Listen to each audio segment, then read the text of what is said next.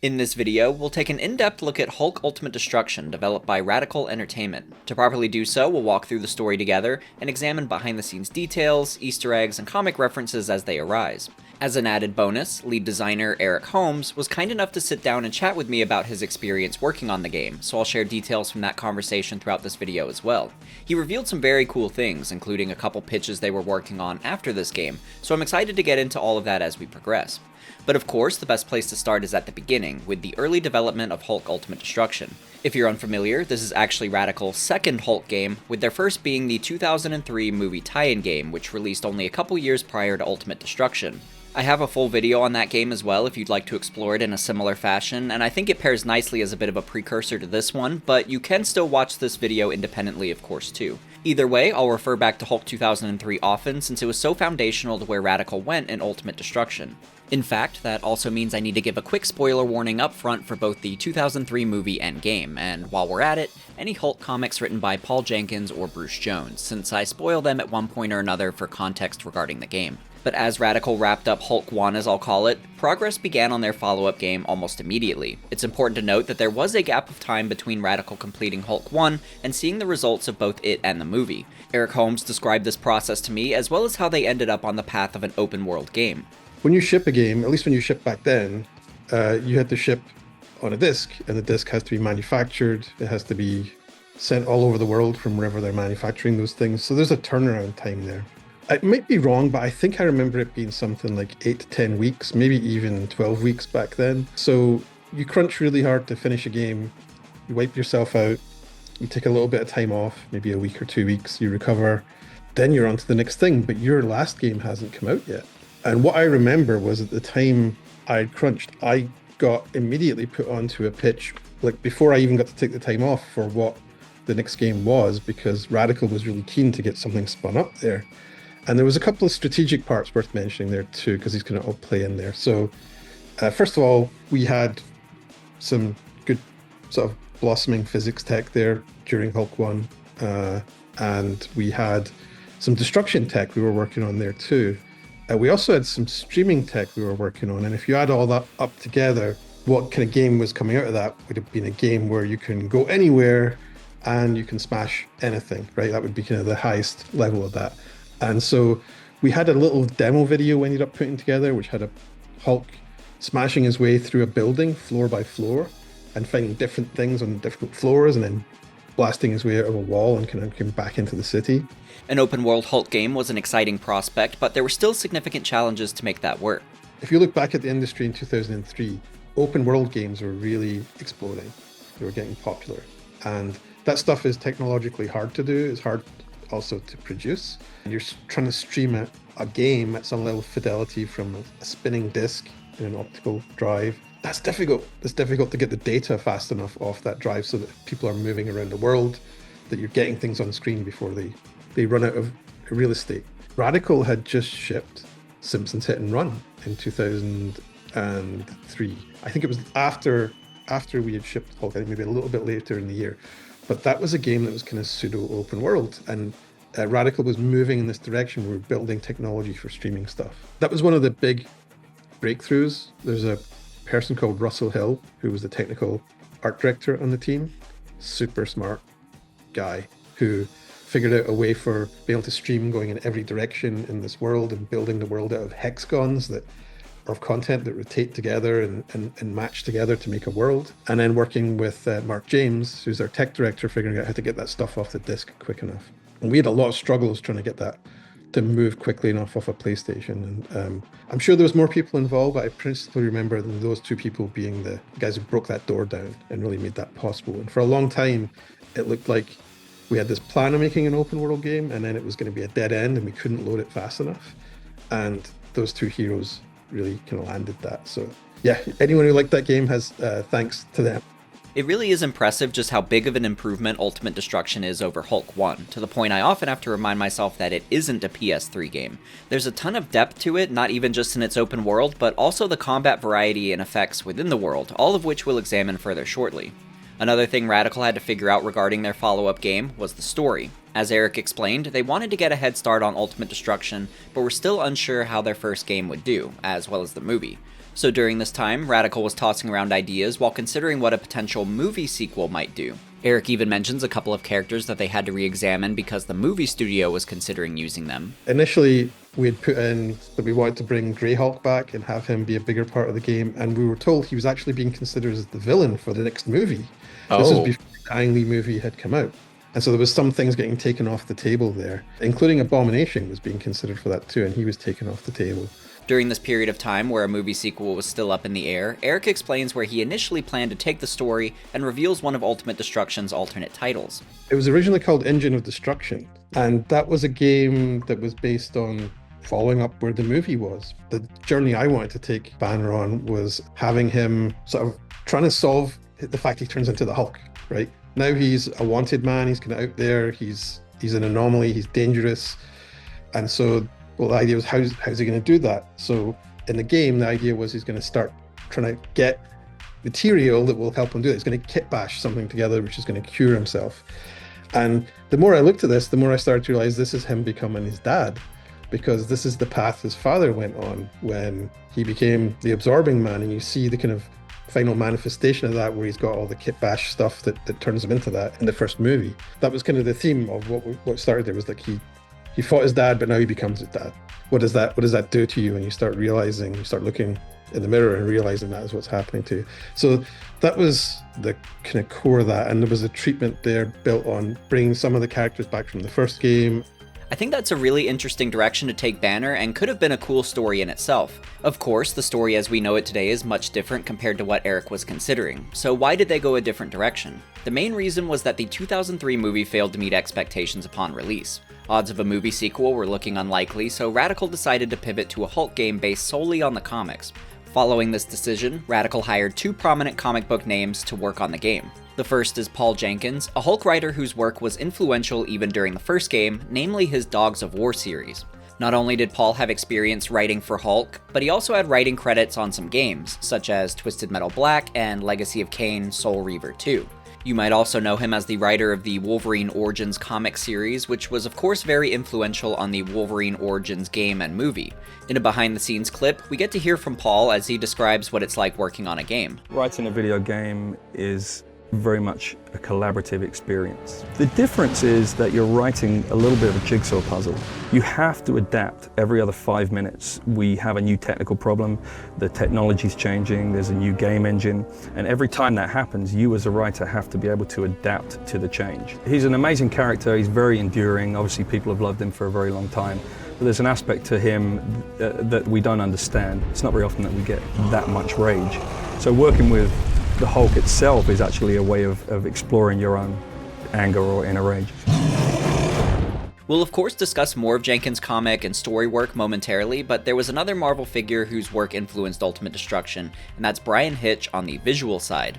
For some background, at the time, the Ultimate Universe was a big deal in Marvel Comics, including the Ultimate series illustrated by Hitch, with the Ultimates being an alternate universe version of the Avengers. During our conversation, Eric Holmes describes why the Ultimate series drew them to Hitch. What I've heard the Ultimates referred to at the time was it was described as widescreen comic books. There's both a cinematic quality to the way it's presented, and then also a grounded realism. If you look at the Ultimates, I think one of the things there was a fearlessness with visual reinvention of classic characters, so that they fit in the same room together. They're visually contemporary. He designed the Hulk for us too, and the proportions of him, the scale of him, and why he kind of looks good on screen. I think a lot of it is down to how he illustrates the Hulk, which I think his work feels really savage and muscular and kind of out of control. It feels aspirational and heroic somehow, and you sympathize with him. He's complicated. He's not, I don't know how to describe it. I think there are versions of the Hulk where he's more like a monster and he's one-dimensional, a big muscular guy who smashes stuff up, and I think there's a level of sophistication that Hitch's designs and illustrations bring to the character that I feel like there's more going on. Once hired, Hitch illustrated the cover of Ultimate Destruction and also did designs for the Hulk, Samson, and some of the bosses that we'll see shortly as well, all of which look really cool.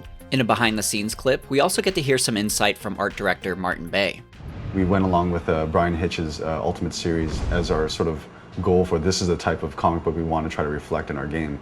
It was a lot more darker, a lot more epic. So I'm really happy with that. So that's going to be great. The fans of the Hulk are going to be very pleased, I think. Great. Actually, we have some art here that we just got today. These are some of the early concepts from Brian Hitch. So I just want to run these by everybody to kind of see if everyone's happy with early direction. Here he's kind of coming right at you in the image. Here he's just kind of got the classic Hulk pose where he's looking really strong, really aggressive. You got more of the shaven head, more of a mohawk type of a hairdo. And a lot more vascular. His muscles were more defined and vascular than the previous versions of the Hulk. I agree that the Hulk looks great and I love the design, but with the stage set at this point, I think it's time we started looking at the game itself. So next, let's watch the opening cinematic, and then we'll begin our examination of what Radical and Paul Jenkins gave us with the story of Hulk Ultimate Destruction.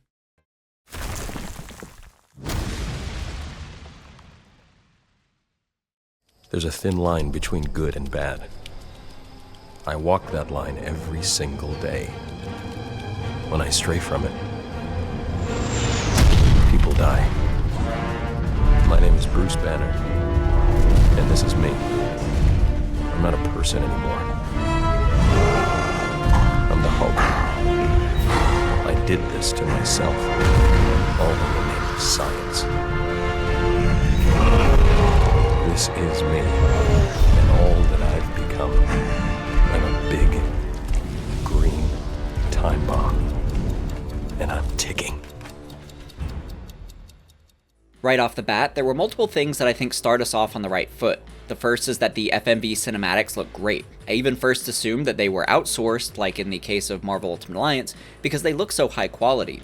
I was impressed to learn that they were primarily the work of Radical developer Murray McCarran, who we see in a behind-the-scenes video showcasing how motion capture was used, and then tweaked from there. In the motion capture studio, the actors actually act out from the boards and sound files that we give them. We start with animatics, blocking it out, the timing and whatnot, taking what we can from the motion capture, and then we'll move into final animation. That's keyframing, facial animation, the final touches. Visually, this opening looks great, but I also thought that was a tremendous opening monologue voiced by Neil McDonough, portraying Bruce Banner. Neil is a really cool hire because he voiced Bruce in the 90s Hulk animated series, although I'm sure you'll also recognize him from his extensive live-action roles, including Dum Dum Dugan in the Captain America movies. This opening monologue is also based on a quote from the Dogs of War comic series by Paul Jenkins, although slightly different. Interestingly, Radical planned to use this quote before they even hired Jenkins to write the game, which I found to be another good example of how inspirational his work was to them. I think this quote also does an excellent job of setting the stage for the rest of the game, since like in Hulk 1 and many other Hulk stories, the driving force is Bruce's desire to cure himself of the Hulk. More than that though, I think it displays that this will be a somewhat introspective game as Bruce and the Hulk battle their inner demons as well as external threats. Just real quick, I also want to take a moment and clarify any potential continuity confusion here. Seeing Hulk in the desert, the last place we saw Bruce at the end of Radical's last Hulk game, might lead you to believe that this is a continuation of that story. That isn't the case though, since Hulk Ultimate Destruction is a standalone experience that has no direct ties to the 2003 movie game. So basically they exist in their own universes and have no continuity between them, which Eric confirmed for me in our interview. However, Eric mentioned that there was one villain in particular that they wanted to reuse from Hulk 1 in Ultimate Destruction, and that was Half-Life, whose power is that he drains your health if you make physical contact with him. Since he's such a unique enemy that requires the player to adjust their usual tactics, he was a natural choice when looking at potential bosses. Eric couldn't remember why, but for one reason or another, Radical ultimately decided against bringing him back. But continuing on, we next jump to the military base for our tutorial. It's done in a unique and creative way as we see an unnamed soldier put on a VR headset to simulate and experience the power of the Hulk firsthand. We're now both in first-person and third-person perspective this way, since we're essentially in the shoes of the soldier learning Hulk's abilities. The idea being that this is how the military is preparing their men for what they may encounter against the Hulk. Pretty cool. In this tutorial, we learn the basics of combat and traversal, and needless to say, it's a huge leap from what I experienced in the Hulk 2003 game, pun intended. Going to an open setting, of course, provides a lot of freedom for the gameplay, but what stood out to me most was how fluid everything feels, like running, jumping, and attacking. Every movement flows nicely into the next, and it makes gameplay feel seamless and natural. For comparison, in the first game, there was a noticeable stiffness to attacks and mobility, like the pause at the end of a jump or attack before moving again. Eric Holmes told me this difference is actually due to an upgrade in their dev tools, which allowed for programmers to test animations instantly as opposed to via a restart. The difference in fluidity between the two games is instantly noticeable. For example, the way traversal and combat are intertwined with each other. You'll spend a lot of time in gameplay sprinting and dashing around while also grabbing objects on the fly and weaponizing them. Weaponization itself is probably the biggest highlight here, since not only can you beat an enemy with a grabbed object, but some objects can be converted into a new weapon, leading to new animations. The most famous one is the Steel Fist move, where you grab a car and then rip it in half to create steel boxing gloves. This increases your damage and even removes the need to charge attacks against heavily armored enemies, such as tanks. The move is so iconic that it was even incorporated into the 2008 MCU Hulk movie. Other great weaponization examples are as follows: removing the wrecking ball and chain from a construction vehicle to use as a devastating yo-yo, crushing a boulder down into a giant bowling ball to roll at enemies or objects, which even applies to a giant hamburger from a fast food sign. You can take a moving truck and flatten it down into a surfboard so you can cruise around in style, and this one is especially versatile because you can also use it as a shield and even a boomerang. One of my favorites though is taking the missile launcher from an enemy vehicle and then throwing rockets back at them. It feels like the ultimate reversal and middle finger. In general, the weaponizations are one of my favorite features in this game because it makes the environment feel lively and realistic, and the creativity of it all makes the world feel like Hulk's playground. Even crazier is that this is really just a minor sampling of your extensive options in the world and in combat, so we'll revisit more of this throughout the video. Another thing that stood out to me was just how much I was getting flashbacks to the 2003 movie, even more than the tie-in game itself if I'm being honest. There's some great callbacks to it within gameplay, such as the way you can use the top of a tank as a hammer to beat on other tanks, or the way he spins to gain momentum for throwing a tank. Or how you can leap onto an aircraft and use your weight to make them crash land. Even just the way you sprint and evade incoming missiles and gunfire in the deserts felt familiar. So even though this isn't a continuation of that universe, you still feel its influence in the gameplay, which I thought was pretty cool. But now that we've got a taste of combat, it's time to get back into the story as Bruce receives a warning from a friend.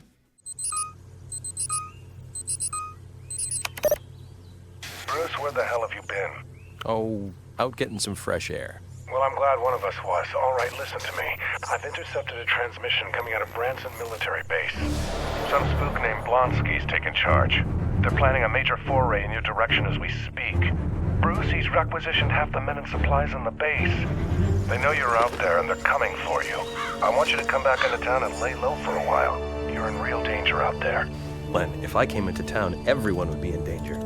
Bruce, as your doctor, I'm urging you to reconsider. Your health's deteriorating by the hour. You're not going to find a cure for the Hulk out there by yourself. Hey, you worry too much. Nobody knows I'm here. Hello, Dr. Banner. I've waited a long time to make your acquaintance. The Doctor Bruce was speaking to is from the comics, and his name is Leonard Samson. Not only is he Bruce's psychiatrist, but he's also a superhero and gamma mutate himself. You've actually seen him in the MCU too, since he was used in the 2008 movie, but only credited as Leonard. We don't learn much about Samson's backstory in this game, so let's discuss his comic origins. His first appearance was actually to help cure both Betty Ross and Bruce Banner at the same time. For some context, Betty had been captured prior to this by the Spider-Man villain Sandman and forced to swap blood with him. The point was to cure Sandman of an illness that could turn him into glass. The result, of course, was that Betty somehow turned to glass, because this is comics. Enter Leonard Samson, who created a device called the cathexis ray, which he theorized could cure Betty by transferring some of Hulk's energy to her, while in the process, siphoning and containing all of that gamma energy and curing Bruce of the Hulk. Surprisingly, his device actually worked, curing both Betty and Bruce at the same time. Afterward, Samson couldn't resist his scientific curiosity, and he wondered what would happen if he blasted himself with just a small dose of that stored gamma energy, compared to the large quantity that Bruce had been exposed to. So of course, he tested his theory, and the result was actually positive. Samson gained super strength without the drawback of a hulking appearance. Although it did turn his hair green, which is why he has green hair in the game too. His new powers also had the side effect of giving him newfound self-confidence and attention from women, something that bothered Bruce Banner since Betty and Samson began flirting. Bruce chalked this up to him no longer having super strength, so he blasted himself with gamma rays again in hopes of returning things back to normal. The result was that the Hulk went on a rampage, and Samson fought him to try to stop it, as well as to test his strength in full. Hulk naturally won since he's still stronger, but ultimately lost when Betty walked away with the defeated Samson.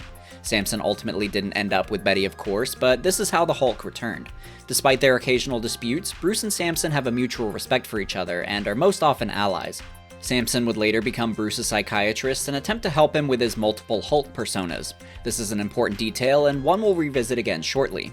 Going back to the game, we next see our two main antagonists, General Thunderbolt Ross and Emil Blonsky, as they argue over how to engage Banner.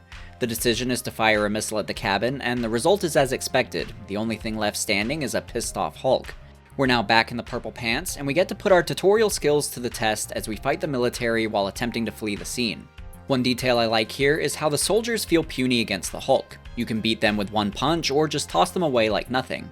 I bring this up because one of my criticisms in the last game was that regular soldiers felt too durable, requiring a few hits to actually take them down, which made Hulk feel weaker by extension. Instead of high health bars, the challenge in Ultimate Destruction instead comes from quantity of enemies, which works to keep things fast-paced and chaotic, as you take damage from all sides, which I think feels a lot better.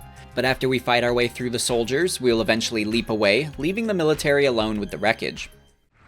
It doesn't matter. This is just the beginning.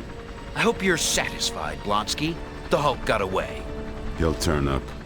He's a freak, and a conspicuous one. I'm more concerned with what Banner left behind. There. I want that biocontainer before it's destroyed. Careful, Blonsky! You have no idea what you're playing with. I have a job to do, General. Banner left his toys in the playground, and I'm not about to watch them burn.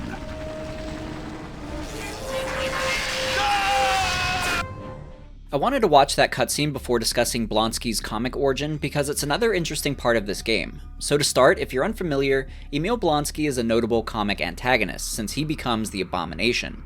In the comics, he first appeared as a Russian spy tasked with stealing America's gamma secrets. In the process, he decided to test one of Banner's machines on himself, which turned him into the Abomination. He differs from the Hulk in a couple of ways, though. The first is that Abomination isn't a separate personality. Although he's more unhinged, Blonsky maintains control of the body. He can't de-Hulk, though, so he's forever trapped in the Abomination form. He's also stronger than Hulk, at least at a baseline level. However, as Hulk gets angrier, he gets stronger, so those power scales shift in Hulk's favor as the fight persists. What's especially interesting to me, though, is that Hulk Ultimate Destruction received a tie-in comic, which was meant to extend beyond the game's story and make it canon to the comic universe. It was written by Peter David, another prominent Hulk writer, and it attempts to retcon the spy origin for Blonsky and make the game's origin for him the canon one. There's even a line where it states that the spy origin was just a fake story produced by the military to hide their affiliation with Blonsky, for reasons we'll see as we progress the game. It seems that Marvel went with this retcon for a bit, but it's fallen off since then, so to my understanding, the spy origin is still the canon one. But as far as the game's lore for Blonsky, his backstory is that he's a former NSA operative who now helps run a covert military faction called the Division.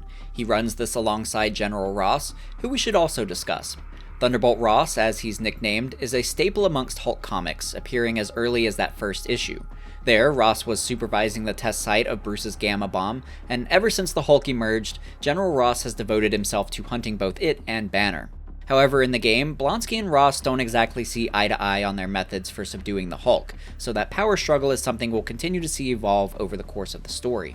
Interestingly, the prequel comic tells us that Blonsky was actually hired by General Ross, who even personally recommended him to the higher-ups. Afterward, Blonsky continued to wow the brass, and was put in charge of the Division. So Ross essentially created his own monster in this case. But going back to Bruce, our next cutscene shows him at an abandoned church, a hideout belonging to Samson. In the game, we pretty much cut from the desert escape to the church, but the prequel comic provides an explanation for how Bruce knew to come here. In the comic, we learn that Samson was hauled into Division headquarters after Hulk's escape. Ross and Blonsky brought him in hopes of learning the Hulk's whereabouts, since they knew that Samson had been in contact with him prior to the escape. However, Samson didn't know where Hulk was either. Coincidentally, during their discussion, Hulk was spotted in the city going on another rampage. Samson escaped from the base and aimed to subdue Hulk himself. He was unsuccessful, and Hulk still escaped. However, we later learned that during the scuffle, Samson hid a post-it note in the Hulk's hair, so that when he reverted back to Banner form, Bruce would find the note and know to head to the church.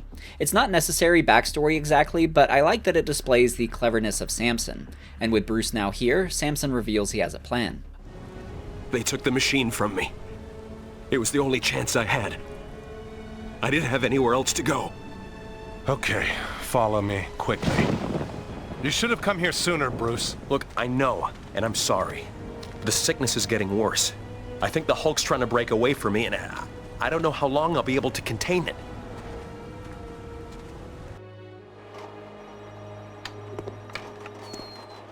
It's far from completion, but it's a start. With your expertise added, we can get into your neural generators and figure out what triggers the beast. Not with this kind of processing power. I mean, Len, how are we going to equip it? Already thought of that. Here, put this on. What is it? Think of it as a video game. A fun meta nod there. Is it just me, or would it be fun to see this game remade today as a VR title with all the VR references? Regardless, the headset serves as a practical explanation for gameplay, since it's described that Samson's device can subconsciously implant mission objectives into Banner's mind for the Hulk to see when in control. This way, Hulk knows the tasks he needs to complete without being told. Eric also told me that the concept of this idea was influenced by the comics, when Samson enlists the Ringmaster to hypnotize Bruce so that Bruce can revisit his past trauma alongside his main Hulk personas. I also thought it looked similar to a device used by Bruce's other psychiatrist friend and former love interest, and later even one of Samson's girlfriends, Angela Lipscomb. Using her device, Bruce is able to enter his own mindscape, which is a physical plane within his mind, where he can talk and interact with his other Hulk personas. So I like how this device was cleverly utilized both for the story and mission objectives. But with our goals implanted, Banner hulks out and we're back to the gameplay. We begin on the church grounds, which now serves as our base of operations where we can hang out between missions and choose where to leap to, using the green jump markers on the ground. We can also enter the church, which acts as our menu where we can do things like review tutorials, input cheats, read bios, or buy new moves, the latter of which is the main reason we'll enter the church. I should point out that I'm using the phrase enter the church loosely, since we'll never actually go inside it, it's instead just this menu screen. However, an explorable church interior was considered by Radical, including other safe haven locations like it. We had multiple safe havens originally at the start of the game, as in what ended up as the church. The idea is that you would explore the world, you would find multiples of them, and you'd be able to do different things in them. There was also the idea of when you go into the safe haven, you become Banner, and in that space you can walk around as him and interact with things, including interact with Samson, and there would be some sort of ability to narratively interact with him there. Did that get very far? I guess this is going to be my question each time, is like, how far did each one get, or did you build that out and it just didn't work, or? Most of the stuff I'm going to tell you about didn't get started. Okay. Because we, like I said, we had lots of ideas, and these ideas would have been there in pre-production, and then at Radical, we always tried to, I don't think we did successfully, but we tried to leave pre-production cutting everything we knew we wouldn't get to, and then you'd cut further as you're going, because there's things you wanted to do and you felt that you had time for and you didn't. I thought that idea in particular sounded great, and I honestly struggled to come to terms with it not making the cut, but it's important to remember that Radical made a strong effort to focus primarily on the things that serve to make the Hulk gameplay great, so it makes sense that an explorable church isn't necessarily a priority for those resources. We'll discuss a lot of cut content in this video, so I think it's important to provide context on why things are cut, as explained well by Eric here. Every game you play has a lot of stuff cut, because you got to have more ideas than you're going to make, and then you figure out which ideas fit well together and also which ideas you don't have time for, and that's cut stuff. So I think that's generally a good thing, because it forces you to evaluate every idea you've got, and you don't just throw in ones that are okay. In theory, you throw in your best stuff. Mm-hmm. And hopefully it also has synergy, because you're choosing it because this one goes well with that one, and that makes them good together, rather than this is my pile, do everything, and maybe do it badly because you didn't have enough time for everything. So with that said, I went through some of the documents and I'm looking and I'm going, man, we did cut a lot of stuff from this. That of course makes total sense, and I appreciate that they took such a practical and efficient approach, but I also find it fun examining what those ideas were, so we'll look at plenty of other cut ideas throughout the video. Going back to the church idea though, I think another interesting aspect about it was that it would have been our only playable Banner. As it stands, Banner isn't playable at all, while in the first game, we got to play as him for a significant amount of time. As we discussed in that retrospective, playable Banner wasn't exactly well received, but took a lot of effort to develop, and even worse, wasn't synergistic to making Hulk fun. So this time, Radical chose to play to their strengths and focus entirely on Hulk. In fact, Eric told me that at the top of page 1 of their work document it said, This is a Hulk game, not a Banner game. I thought that was funny, but it also highlights their guiding principle of making the Hulk as fun as they possibly could without letting anything get in the way of that.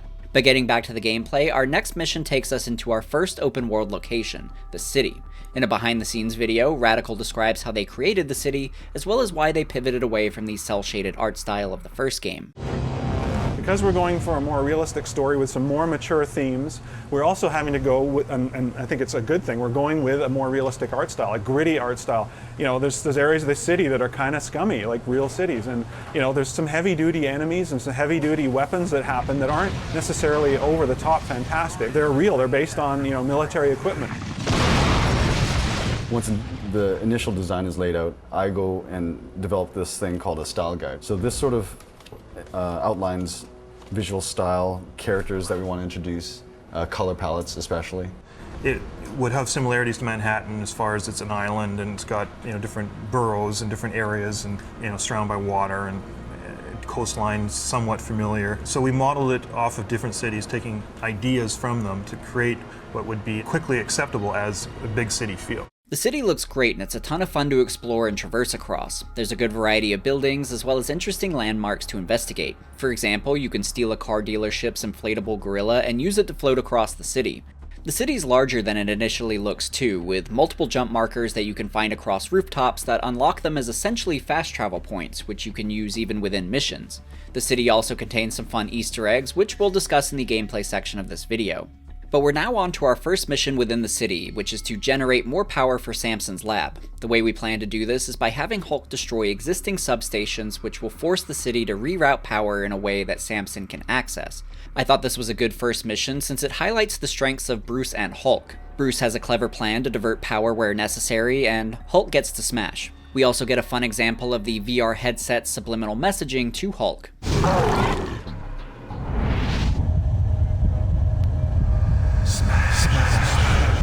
There are a few different variations of this that Hulk will hear depending on the mission.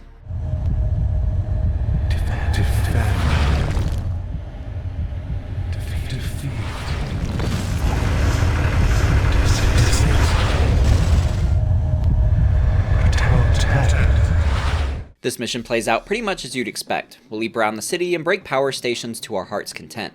It's straightforward and it's fun, and it acts as a good introduction to the city and gameplay within it. The mission that follows it ups the ante a bit by having us steal one of Blonsky's mainframe computers while it's in transit. So not only do we need to reach the location and steal the device, but we also need to protect it from damage as we flee the scene. So already there's some good challenge progression as we continue to learn the ropes. After completing that mission, we're given our next cutscene where Samson gives us the lowdown on Blonsky. The key to all our problems is Emil Blonsky. We know he was sent by the NSA to monitor Gamma prisoners held inside the vault. If you ask me, Blonsky is a very dangerous individual. His record suggests an emerging persecution complex, perhaps a borderline personality disorder. But you better believe, if he's here to supervise Ross, he's trying to find a military application for Gamma transformation. Just a couple of things from that cutscene that I want to call attention to. The last few frames show us a door that reads Mission Directive, Level 15 clearance only. The question for much of this game is, what exactly is Mission Directive and why is it so important to Blonsky? So we'll keep that in mind as we continue. There's also a bodyguard accompanying Blonsky. Her name is Mercy, and we'll learn more about her momentarily as well. For now though, we'll do some more missions within the city. As a side note, a lot of these missions follow a similar format, such as destroy something, protect something, retrieve an object, or oftentimes a mix of the three depending on what Samson and Bruce's goals are for the device that they're building. That may sound plain, but a lot of the challenge variation comes through enemy progression.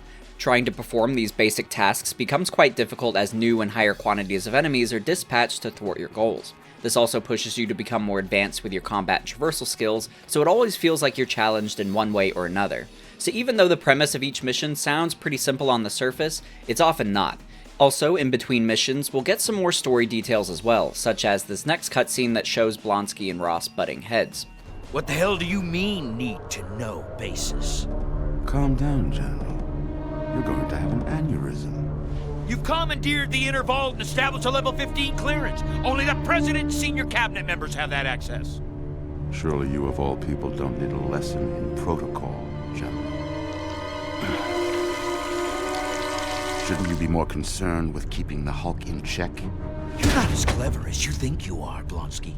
If I so much as imagine you're keeping anyone but God Almighty In that cell, I'll find out and be on you like a dog on a rotten steak.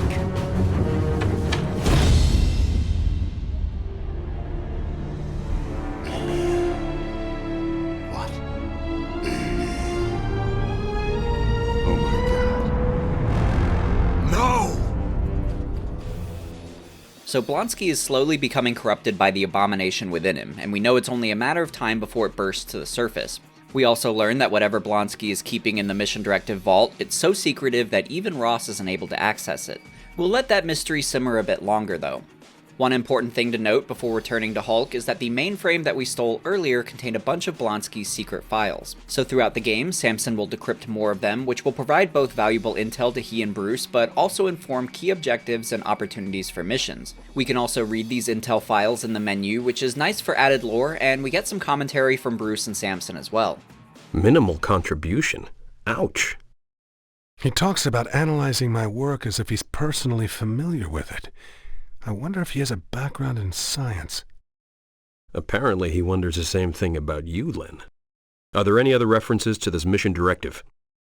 It's a coded file, badly deteriorated. It seems to be important to him, whatever it is. I'll get on it right away. I like these files primarily for the commentary from Bruce and Samson. It's fun hearing their thoughts, and it helped me focus on the main points of the files. Most of the files aren't too necessary to the overall plot, but they at least add more context to what Blonsky's schemes are, and certain terms that will be referenced often. For example, one file describes what the Division is. Essentially, it's a military faction under Blonsky and Ross's control that is meant to act covertly amongst normal citizens, basically hidden in plain sight. The Division will not only monitor for Gamma beings, but will also operate out of subsidiary buildings meant to look like normal ones. So I thought it was fun that as you run around the city, you can actually spot some of these random Division buildings. Blonsky also transports equipment through these, which is how Bruce and Samson know how to target certain locations for military-grade parts for our machine. I think the last paragraph of this file sums up the Division and Blonsky's goals nicely as well. While a secondary goal has been established to understand and exploit Gamma technology, I remain resolute. The Division will eliminate these ghouls from the face of the Earth. Pretty intense words from Blonsky. Another part of this file in particular that I found interesting was this paragraph that reads, "With worldwide terrorism on the rise, added to the emergence of the X or mutant factors provided by Banner and his kind, public approval of covert operations is destabilized." So when I read this, my assumption was that the reference to the X in particular could be a nod to the X gene, which indicates a mutant in terms of the X-Men, for example. Banner isn't a mutant in that way, just a gamma mutate, but it feels like Blonsky is alluding to the existence of X-Men type mutants in this world, although we won't see any of them in this game. To be fully transparent though, I could just be reaching, since I asked Eric Holmes about this, and he told me that they didn't have the rights to the X-Men. However, he couldn't remember if this line is a bit of a cheeky nod to them or not. So I'm mainly including this here for the fun of it and to see what you think. Looking at another file, it provides more context on the Vault. The Vault is a prison from the comics and specializes in housing superpowered criminals. For this game, it's stated that the Vault is an isolation camp for test subjects exposed to gamma radiation, so it's more focused on gamma mutates than general superpowered individuals this time around. Going back to gameplay, we'll collect more parts for our machine before getting a suspicious alert. Samson learns of a distress call from a military research facility that matches the description of the Hulk. The Hulk is here at the church though, so it's obviously not him, but Hulk goes to investigate anyway.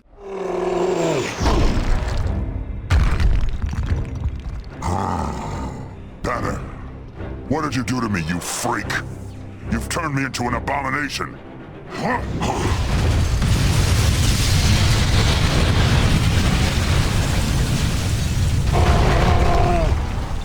Do you have the guts? Let's find out. Just real quick, I want to mention that the voice actor for both Emil Blonsky and the Abomination is Ron Perlman, who you'd likely recognize from a variety of roles, but at the time, he was also Hellboy in that first movie. Perlman does an excellent job as Blonsky in Abomination, and we'll even see better examples as we continue through the story, but I wanted to confirm that's indeed him in case anyone is scratching their head trying to pinpoint who that voice is. But as far as Abomination, this is our first boss fight and differs from other combat sections in the game, since it's a confined location and also a one-on-one fight which isn't too common here. I really enjoyed this battle a lot because it made me adjust tactics a bit as I had to figure out how best to deal with an enemy of equal or greater power than myself while also having limited room to roam. The interior is spacious enough for plenty of mobility, but against an opponent that can quickly close space, it felt small but in a good way, like a cage match between two powerhouses. I love that the environment still feels interactive too, such as punching Abomination into an explosive canister that buries him under rubble, or the way he'll dig into debris for something to throw at us. Abomination is no slouch in melee either, and I struggle to find ways to get damage through. He's really good at blocking attacks and following up with counters. He's an aggressive fighter, and I thought there was a great back and forth between us within the fight. Although this is only our first boss fight, I'm gonna jump the gun a bit and say that this is my favorite boss fight in the game. I like the environment, I like the gameplay balancing, and the way it tests what we've learned so far throughout the game. Plus, I think it's a great introduction to Abomination. We got a tease for him in the last cutscene, but this is the first time we physically see him, so being abruptly thrown against Abomination so early felt intimidating, and I really enjoyed this fight. But after defeating Abomination, Hulk continues to show no mercy and hits him even more before launching him into another explosive canister. Hulk then flees before the military arrive, and by that point, Abomination has reverted back to Blonsky, who claims he witnessed the whole event and blames it all on the Hulk. This concludes the first chapter of the game, and a new wave of Blonsky files are decrypted, the main one being a file that describes the military implementing the use of Hulkbuster mechs to fight the Hulk. Now, the first thing that comes to mind is probably the Hulkbuster suit that Iron Man uses in the movies. However, I want to clarify that Iron Man won't be showing up here, and Hulkbuster was instead a common term in the comics for General Ross's military unit that would focus on apprehending the Hulk. So we'll see a variety of Hulkbusters in the game, and they're essentially different variations of combat mechs. They're actually really fun to fight, and the earlier models were my favorite since they aren't too advanced, so you can get in some good punch-outs with them and still have some breathing room to experiment with new abilities. Later Hulkbuster mechs are quite powerful, so I didn't feel like I had much time to get fancy, and just needed to get hits in where I could. This mainly goes back to my earlier point that the mission structure doesn't really change throughout the game, but the enemy progression does, and the Hulkbusters are a great example. This also opens up our second and final open world location, the Badlands. It's an open desert region that's surprisingly fun to explore itself. While we're on the topic of open world locations, I found it interesting that Radical intended on having at least one more explorable location, but later decided against it, along with some other landmark ideas, as described by Eric Holmes here. We entered production with the idea that there was going to be 3 open world maps. So there was going to be the desert, and there was going to be the city, but there was also going to be an industrial zone. And in that industrial zone also had landmarks in it, like it had a power plant. And that sounds kind of Hulk-like, right? Like a power plant, and you could have mysterious technical/military stuff going on in there, and radiation, and the Hulk. Yeah, let's do that. And we didn't get to that. Before we cut that going into production, we had an airport, a hospital, a shopping mall, a freeway, an aircraft hangar. We wanted to do a sports stadium where someone was playing sport at the time, and you can just crash in on it. A theme park, a trailer park, and a dockland with an aircraft carrier on it. But yeah, like any of these things, we'd have made the big list of them, seen how they assembled together, looked to see what's high return and hopefully low cost, and then things like the sports stadium's a classic example of that's low return, high cost, because we'll have to build a stadium, okay, and I'm building players, okay, what are they playing? Are they playing American football?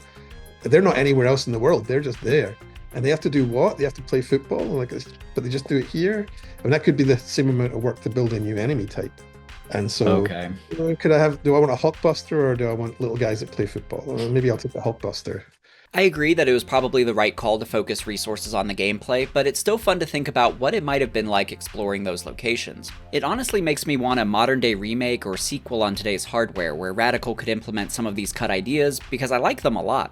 But going back to the Badlands, we'll spend a lot of time here completing similar missions to the city, destroying transport vehicles and stealing parts that provide intel or upgrades to our machine. Soon, we'll face the Division's newest Hulkbuster prototype for our next boss fight. This thing is gigantic, and smaller prototypes will be sent in as reinforcements. The fight isn't too crazy, but it's fun dealing with all the mechs and destroying satellites to prevent reinforcements. It's another solid boss fight, but nothing too standout. What I like most about it is that it isn't a one-and-done boss fight necessarily, as we'll now encounter more of these giant Hulkbuster mechs during regular missions, so this is really just a warm-up for what's to come. Back in the city, we get another cool mech fight against one called the Combat Warden. It's a normal enough fight to start, but before you can beat him, he flies away. You then have to chase him high across the rooftops of the city, all while you're ambushed by more enemies, and even worse, he's healing the whole time. Eventually, the fight culminates with combat wardens surrounded by more of the military, and you have an all-out brawl against them. It's a good example of a mission that begins relatively straightforward, but progresses in a way that surprises you and brings some unique challenge. Soon after this though, we get another cutscene, this time revolving around Blonsky and his bodyguard, Mercy. All I want is loyalty and patience. I've been patient. I'll be the judge of that. I can't afford any more mistakes, Mercy. Not at this juncture. I'm worried about you, Emil. You should be. I'm not stupid. I know what Ross is doing. What's happening to you? Nothing. I suggest you concern yourself with the problem of Banner, unless you want my headache to become your headache. Just go. Bring me Banner, and get it right. This is a good time to discuss Mercy because the game doesn't give us a whole lot of information about her, and she's overall a bit of a mystery. It's actually the tie-in comic that gives us a lot of background on her, most notably her origin. Her name is Abigail Wright, and she worked as Blonsky's assistant director. She was just a normal human, and we first see her handing in her resignation. It's not exactly by choice, but instead because she's discovered that she has a brain tumor and only months to live. Emil refuses her resignation and instead offers her an experimental radiation treatment that could cure the tumor. He doesn't provide specifics, but she agrees anyway, thinking she doesn't have much to lose. As you'd expect, the experimental treatment involves Gamma. It's ultimately a success, curing her of the tumor, but also grants her telekinetic and psionic abilities, and even teleportation. She sees herself as a freak though, and feels that Blonsky betrayed her trust. She wants to resign, but Blonsky reveals that she is now dependent on his radiation treatments to keep her alive. Otherwise, her body will shut down in a day. So she's an unwilling participant in his schemes, which will be important. I also thought her origin here is interesting for a couple reasons. The first is that unlike Blonsky's origin in the tie-in comic, I think hers has more legitimacy. It's probably a stretch to call this canon, especially with Blonsky's NSA connection, but to my knowledge, she hasn't had another origin explanation in the comics. The other reason it's interesting is because she's portrayed very differently here compared to the mainline comics that she was introduced in. In those, she's not given an origin, she just appears, and is more so an alien-like being. It's explained that she can take whatever form she pleases, but chooses a more human one to appeal to Earthlings. Her name, Mercy, makes more sense in these early appearances, since her goal is to give mercy to humans in need. Sounds nice, right? Well, not when you realize she's misunderstood the assignment a bit. She seeks out humans who are depressed and considering ending it all. Instead of helping them off the ledge, her form of help is by pushing them off. In her mind, she's giving them what they truly want, a release from their struggles, and in other words, a mercy killing. She comes into contact with Hulk on numerous occasions due to Bruce's tragic thoughts. Mercy wants to help him in her special way, but often finds that Bruce and the Hulk push back and try to overcome those thoughts, and they ultimately win every time. Still, Mercy is persistent, putting Hulk in conflict with enemies she thinks could actually beat him, for example, the Abomination on one occasion. So it's interesting seeing these differences in her portrayal. I have more I want to say about her, but I think we need to look at her boss fight first, which we'll jump to next. It begins as just a normal mission for the Hulk, this time aimed at retrieving fuel rods from a nuclear power plant.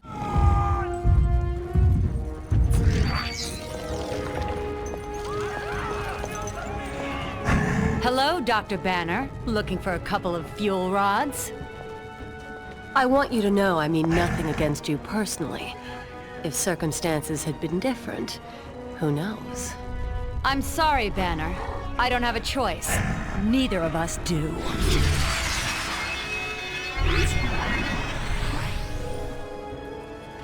This brings us to a boss fight, and it reminds me a lot of the leader fight from the first game. Like the leader, Mercy will teleport around a lot while firing ranged blasts. It's a smart strategy since Hulk has the advantage up close. Compared to the Abomination fight from earlier, it's not a slugfest and more of a mobility challenge. Most of the fight, I felt like I had to constantly stay moving with leaps and dashes, both to avoid ranged attacks, but also to close the distance and catch up to her.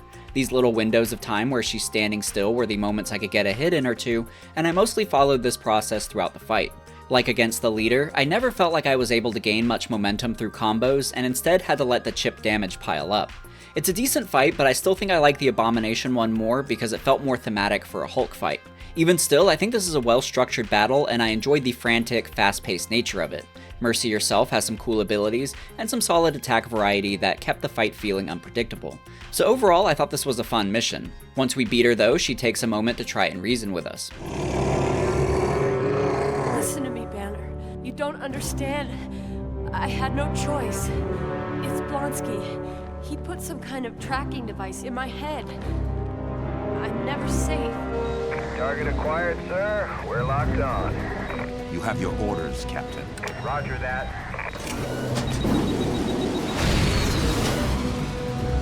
Mission directive is just a front. You don't know what he's keeping in there. But I do. No.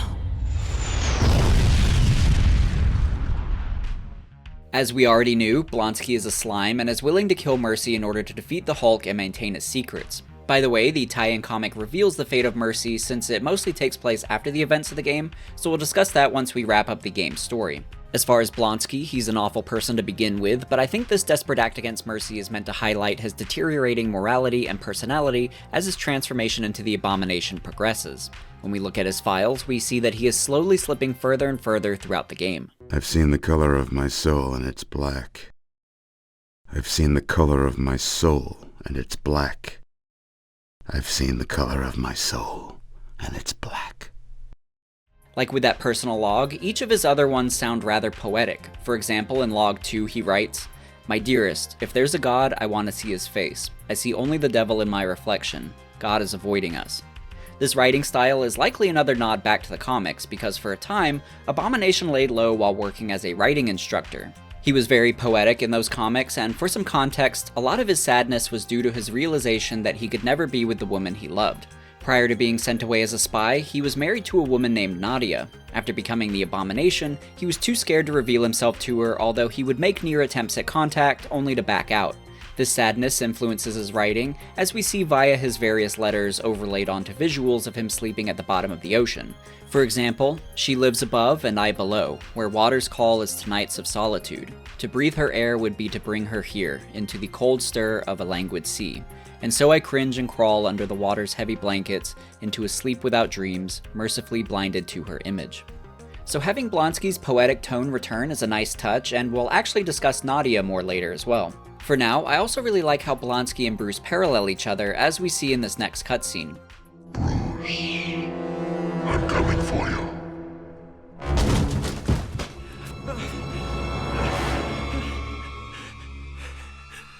What's happening to me? My darling boy, my Bruce. Don't be afraid. Scientists aren't supposed to fear evolution.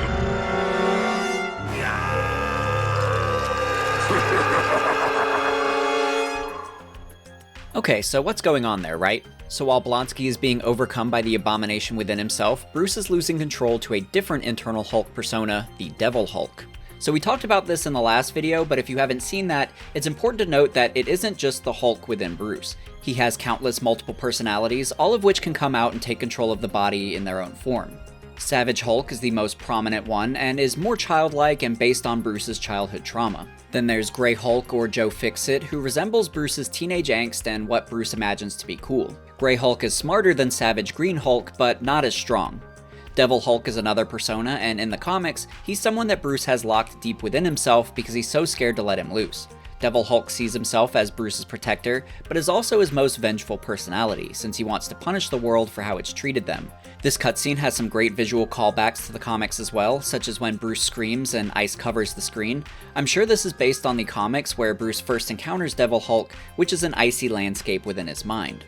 Seeing Devil Hulk in the mirror is a great callback too, and I think the most famous Hulk mirror scene is from the 2003 movie, but Devil Hulk actually did it first in the comics, showing that he was getting closer and closer to escaping Bruce's mind. So I really like the way the game is showcasing this struggle for Bruce, and I especially love that, no pun intended, it mirrors what Blonsky is going through, and we'll continue to see those parallels. Speaking of Blonsky, we soon get another cutscene of him, including a tease at what the mysterious mission directive is. Be patient. We're closer than we've ever been.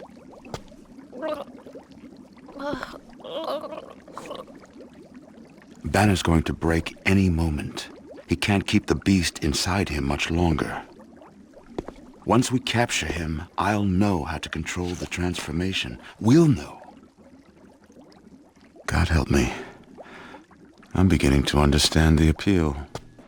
Those gurgling sounds make my skin crawl every time. But anyway, this reveals that Mission Directive is actually a person, not a building or a plan or something like that. Why is this person so important? Well, that remains to be seen. Continuing on, our next Hulk mission is a curious one, and the premise is that we need to escort Samson in his car through the city so that he can meet his division informant and get a decrypt code.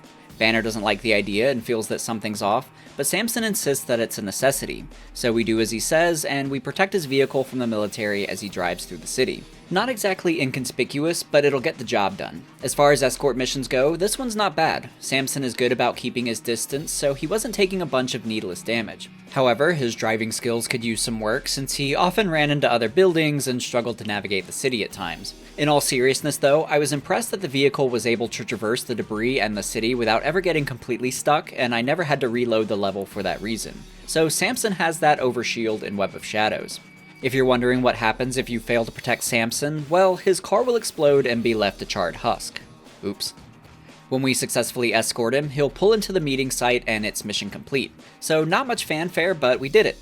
We're now free to begin our next mission in the city, which is to destroy a few different Division landmarks. Sounds good. However, you'll notice a strange difference with Hulk's subliminal messaging this time.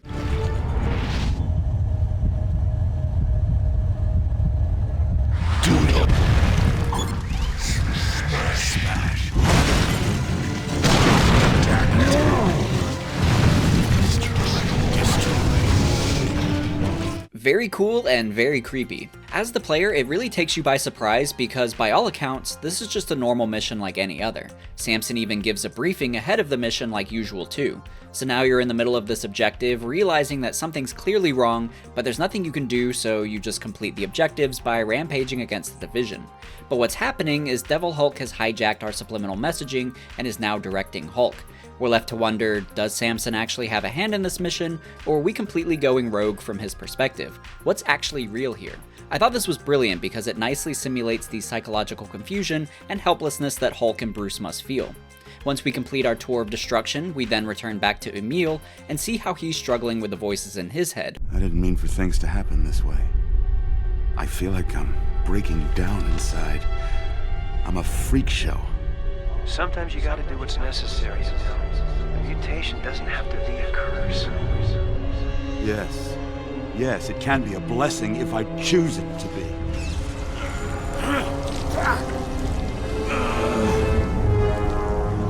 You're addicted to the power. You're becoming an abomination. No! It's not like that! I promise! I'm not afraid of the mutation anymore. Not when I have this kind of power. Again, I'm really loving the parallels between Bruce and Emil. We're dealing with the Devil Hulk in our head, while Emil is hearing voices too. The difference being that Emil lets the voices lure him into darkness, while Bruce fights against it, which we'll see better examples of shortly.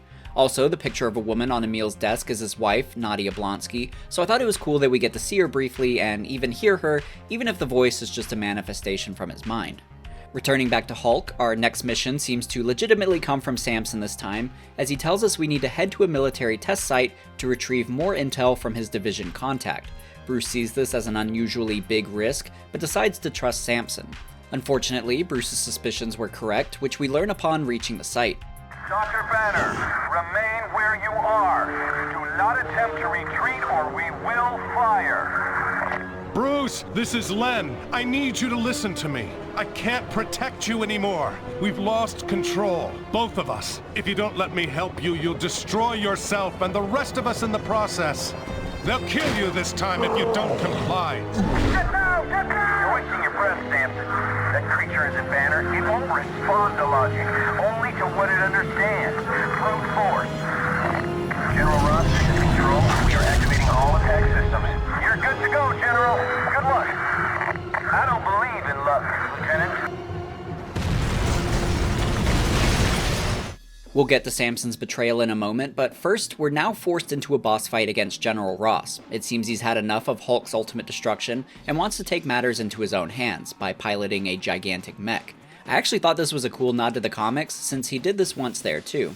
The game's version is much more souped up though, with tons of artillery. For example, energy lasers that can deal sizable damage if you get caught in them. He'll also unleash a huge volley of rockets our way, so the pressure is constantly on. One thing I really love about this fight is how epic it feels, emphasized by this area of the city being destroyed in real time. We also get the sense that Ross has reached the point of screw it, which is an interesting character moment for him because he's essentially sunk to our level, as he's willing to obliterate the whole town to capture Hulk. I'm sure there's a line somewhere saying that the area has been evacuated, but even still, this fight leaves nothing left standing. Many buildings get leveled, to the point the arena looks flat by the end of it. As you'd expect, the fight itself is really cool too. At first, it seems like there isn't much we can do about the mech. Our usual means of damage don't seem to make much impact, while Ross continually unleashes devastating firepower. The key to this fight is actually the military, specifically the tanks. In fact, if you try to start this mission without first buying the upgrade that lets you throw tanks, the game will prevent you from playing it until you buy it. So the goal in this fight is to find tanks in the area and then lob them at Ross. This does great damage, as you would expect a projectile tank to do, and this forms the basis of the fight. Run around and throw tanks. So it's pretty simple once you learn the solution, but it's still a lot of fun due to the scale of the battle.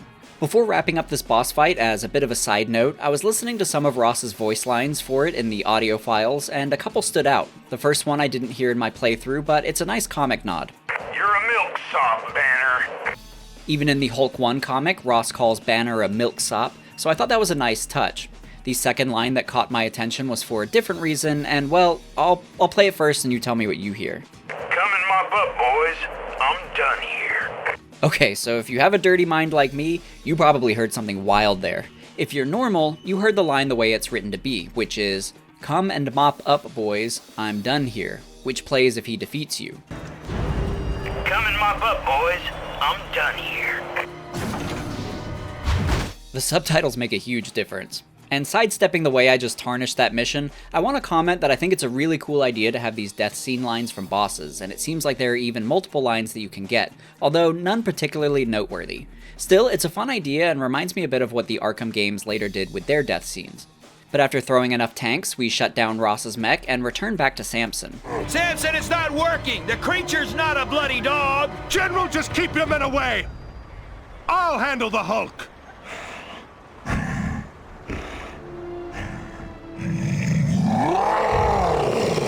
You have to believe me.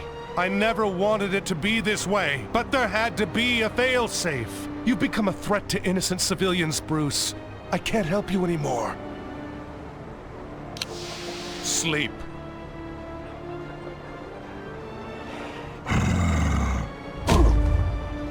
It was the right thing to do, Samson. You had no choice. That's what concerns me, General. So let's discuss Samson and his betrayal. At first glance, he earned that car being whipped at his head, but when you take a step back and examine what led him here, it makes a bit more sense. We're hot off that mission where Devil Hulk sent us on a rampage, so it makes sense that Samson feels he's lost control and wants to try a different approach before things get worse. We know that this was never going to work, but you can at least see why Samson wanted to try. I thought this decision aligned well with ones he's made in the comics too. A good example being when he hypnotizes Bruce so that he and his Hulk alters can speak to each other. The result is the emergence of Professor Hulk, which Bruce believed to be he and the Hulk finally coming to terms and merging together. The logical mind of Bruce and the body of the Hulk. Well, we later learn this isn't the case, and that Samson essentially lied to Bruce, letting him believe that the Professor was a successful merger when in all reality, Professor is just another alter. Samson knew this was the case, but chose to perpetuate the lie, believing that this deception was for the greater good since Professor is smarter and more mature, therefore less of a risk to the general public. So Samson made the hard call to lie to Bruce in hopes that it would ultimately save lives. When Bruce learns the truth, he's naturally upset, but forgives Samson because he understands what's at stake. So I consider his betrayal to actually be quite in character. Still, his usage in this game left me with a question I had to confirm with Eric, and it's whether Samson is legitimately superpowered or not.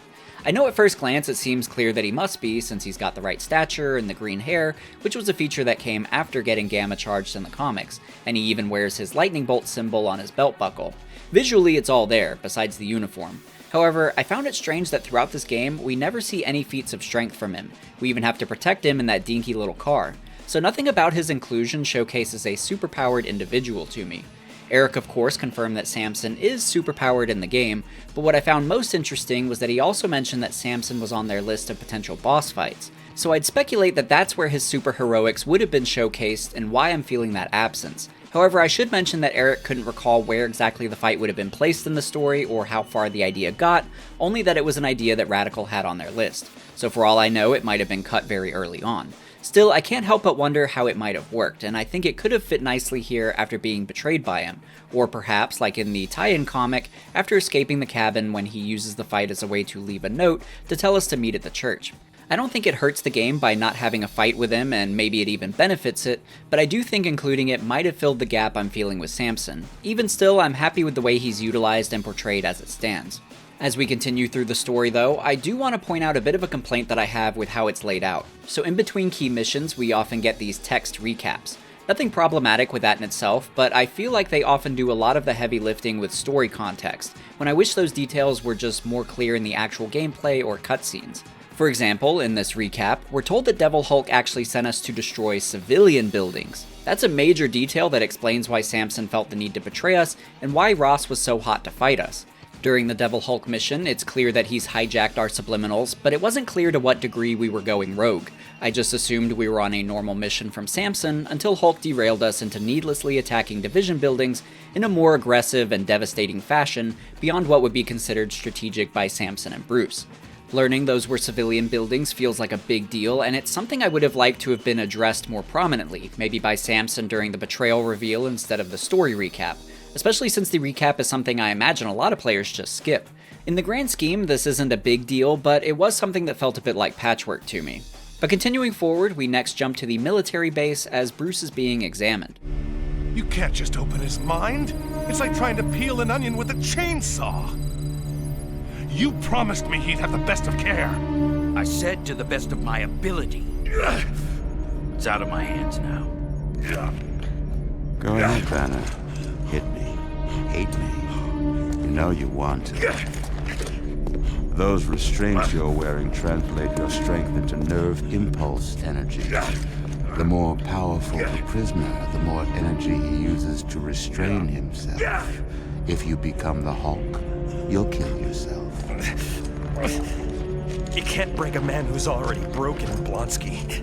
What if you get inside and you don't like what you find? I know what triggers it, you freak. I know how tough you are to the nearest decimal point. I don't need to know how to become like you. I need to know how to control it. That voice. What are you? I'm Ahab, and you're the big white whale. Now, open wide and say ah. You've opened the door to me, Bruce. A crack of light on my face that I never had before. Did you imagine I'd ever let you close it on me? We're going to be gods in this world that's rejected and feared you for so long. We're going to tear it into a billion pieces. I'm your inevitable conclusion. I'm the ultimate you. I'm the devil. General, we're losing him. He's breaking containment. Blonsky, I know who you are. No, you can't break free. That's not possible. So there are actually a lot of comic nods included within there, so let's look at them. To begin, one detail that I think is important to call out is how Blonsky is kind of a stand-in for General Riker in this game. General Riker was one of the main antagonists in the last game, but doesn't return in Ultimate Destruction. Still, a lot of this interaction between Banner and Blonsky mirrors the Dogs of War series by Paul Jenkins, where General Riker was a prominent figure.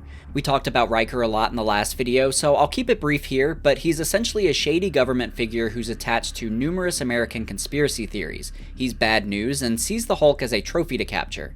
In fact, Blonsky saying that he's Ahab and Bruce is the White Whale is how Nick Fury describes General Riker's motivations for capturing Hulk.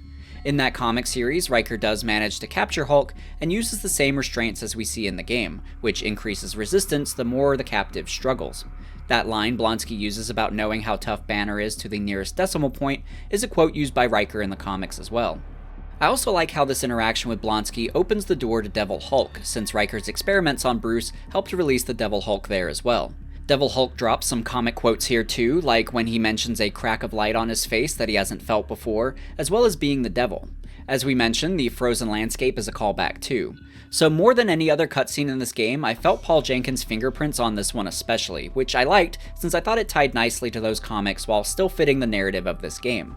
From here though, Hulk is free and Blonsky attempts to flee. We'll next fight our way through the vault as we attempt to escape as well. Eventually, we catch up to Blonsky and it's clear he's cornered. With no other options, he transforms into Abomination. The two get into a fight where Blonsky reveals that he blames us for what's happened to him. At the same moment, the military arrives and realizes that Blonsky is the Abomination, leading them to hunt him as well. After this, we escape the desert compound and return back to the church. You betrayed me. Bruce! You should have believed in me. We had the cure. I couldn't have known Blonsky was the Abomination. I only wanted to make sure things didn't get worse. Yeah, well, they got worse. Without a power regulator for the machine, we have no way of halting the process. The Devil Hulk's going to emerge, and there's nothing I can do about it. I'm sorry. I'm sorry I gave up on you, Bruce. I'm a liar, and an idiot. And a thief. This is the regulator axis. Where did you get this? Let's just say it fell off the back of an army general. You know. Just in case I had to go to a plan C.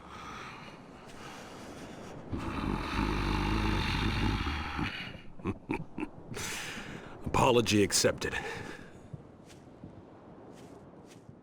I really like this moment between Bruce and Samson, and I think it sums up their relationship well. They're on the same side and ultimately want the same goals, even if it has them at odds sometimes. I like the Samson character in general, so I was happy that he was given a bit of a redemption moment too. But continuing on, with the hope of our machine renewed, our next goal is to get the remaining parts for it, which we'll find at the military base that we just escaped from. Not ideal, but we're running out of time before Devil Hulk takes over. There's an additional snag though, since the military has upgraded their defenses since our last escape. The solution they come up with is for Hulk to retrieve a cargo truck and then wear it? This is almost too much. So yeah, this is the way we sneak in as Hulk drives the truck Flintstone style through the military base. It's hilarious because it's almost too unbelievable. I mean, he even leaves an obnoxious trail in the ground behind him. I'm sure this idea was inspired by the Metal Gear games where Solid Snake hides himself in a cardboard box, and it's funny in the same way. I also can't help but wonder if it's inspired by a moment from the comics too. At one point, Hulk needs to get onto the military base without causing a fight. His solution is to throw a cargo truck onto the base. When they investigate, they don't see anything, so they decide to head to where they believe the throw originated from, outside of the base. The reveal is that it wasn't a throw, but actually a jump, as Hulk was hidden beneath some cargo in the truck the whole time. Despite the absurdity of this moment, I thought it was really funny and I had a good laugh during the mission, so I'm happy it's here. The second half of this mission was surprisingly tough though, and I had to redo it a couple of times. So once you get the necessary component, the military descends on you with extreme intensity. Not only are you facing Hulkbusters, but also tanks and a bunch of missile-launching vehicles. The missile launchers were actually the worst in my opinion because the rockets track you, so they're tough to evade, especially at such high quantities. If you get tagged, it'll stun you in the air, so it's easy to get locked down and left open for enemies to pile on. I ended up making them my priority target and then made a run for it when they were thinned out enough because it seems like they were continually spawning in. Of all the missions in the game, this one felt the most overwhelming to me. But once we managed to flee the compound, we return back to the church with the final machine part. Time is of the essence though, as Ross discovers the church hideout and sends his soldiers to decimate it. So our next goal is to protect the church while Samson puts the finishing touches on the machine. I thought this was another great mission since the stakes felt high and we have to put all of our skills to the test to hold off the military. There's even another giant mech that slowly walks towards the church, which felt especially intimidating. It sounds like this should be another overwhelming mission, but I actually thought it was well paced and quite fun, since enemies will come in waves and move a bit slow, so you have a good amount of time to deal with them, but it still felt pressure filled and fair. With the church safe and the machine completed, Bruce is able to finally enter his mental landscape and confront the Devil Hulk. This brings us to our next boss fight, but something cool about the environment is that it's the only time we get to see the mental landscape in the game. However, Eric tells me that they originally wanted to include it more. There was a number of things we wanted to do with Hulk versus himself in what we called the mental landscape, which is that place you end up where you fight Devil Hulk. And I know we wanted to have, tying back to the Dogs of War stuff, Paul Jenkins wrote a bunch of scenes and content there with Hulks arguing, at least. And it seemed like a good place where we could have Grey Hulk and the Savage Hulk fight in there. And it could be its own flavor. It could be kind of different. That didn't make the cut. We did have, I think in the movie he's called David Banner, but of course his dad in the comics is Brian Banner. Yeah. And we wanted to have something with that in the game too. Bring him back. And that was another thing I think we were going to do in his mental landscape. That would have been very cool to see, and I would have loved to have explored more regarding Bruce and his alternate Hulk personas. I think bringing his father back in this way could have been interesting too. It's worth mentioning that these ideas are somewhat addressed in the Immortal Hulk comic series. Again, no spoilers, but I think it actually pairs nicely with this game and is worth checking out if you're craving more Hulk stories like it. I'll have some links in the YouTube store and in the description, but it's also available on Marvel Unlimited if you have that. But now, we're on to the final showdown between Hulk and the devil that plagues his mind. You can't win, Hulk. You're just a frightened child. You're a fractured piece of Bruce's psyche. A little boy crying out to be loved. And you're afraid of me, as you should be, because I'm going to erase you from his mind. Hulk is not afraid. Hulk is the strongest one there is. This boss fight was another highlight for me since Devil Hulk is very powerful and intimidating, but also because the fight feels very dreamlike and gets the point across that not only is this a physical battle, but really a battle of wills. There's a really cool death scene if you lose the fight too. The end of your world is nigh. The way the fight is structured is that Devil Hulk will sit in a pit in order to be face to face with you, and I'm sure it's also meant to resemble this comic cover, which is a nice touch. While in the pit though, he's protected by the 3 crystals surrounding him. Breaking them will leave him vulnerable, but he won't let you do it so easily. If you stay in place too long, he'll grab you and deal some devastating damage. So I found it better to race around and perform hit and runs on the crystals, damaging one a bit before hopping to the next and repeating the pattern. Once you break all the crystals, it'll deal some damage and force Devil Hulk to climb out of the pit. Although you can damage him at this point, he's even more threatening now that he's mobile, and getting close is still risky. He also forces sharp rocks to emerge from the ground to hinder your mobility, but you can actually use these against him. If you break them, you can throw them as projectiles, and they're an effective way to safely deal damage. After a while, Devil Hulk will return to the pit, and you'll repeat the pattern of destroying crystals and lobbing rocks at him. I make it sound simple, but it's still a very fast-paced fight as you try to respond to Devil Hulk's attacks and find ways to deal damage. Something else I like about this fight is that Devil Hulk will speak to you often throughout it, and I thought his lines were well written and very thematic, since they oscillate between threatening and somewhat nurturing, which is fitting since he sees himself as your protector while also being a vengeful persona. Sweet boy, such a good child. That's it. Scream. Don't be afraid, Bruce. It'll all be over soon. What I do out of love for you, child. Look in the mirror. Tell me what you really saw.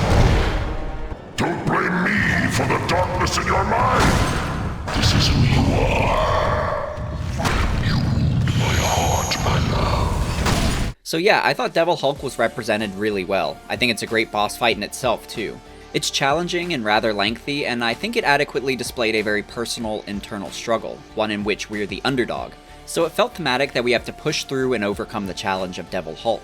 I said earlier that the first Abomination fight was my favorite one in the game, and I stand by that on a gameplay perspective since I like the back and forth of it, but this Devil Hulk fight is probably the most well conceived. Artistically, it's a very cool arena and the narrative stakes feel important, while the gameplay still manages to match that intensity. I think for most people it'll be the best boss fight in the game, but I guess I had more fun with Abomination is how I'll put it. But now that Devil Hulk is defeated, we get one last cutscene of him.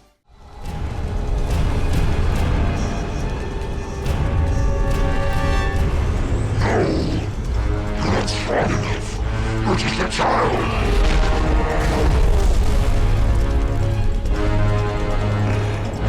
Bruce, please, I only meant to.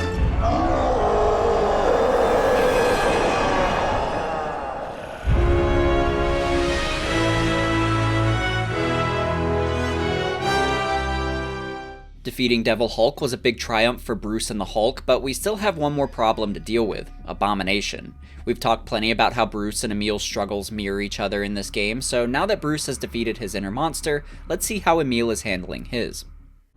I can't go on like this. I'm losing my mind. You're going to gain the whole world. With this kind of power, who's to stop you? Banner's a mindless beast. Ross isn't far behind. I don't want power! I want my life back! Ah! They took away your dignity, Emil. And now they're going to take you away from Mission Directive. They'll destroy everything. Unless you destroy them first.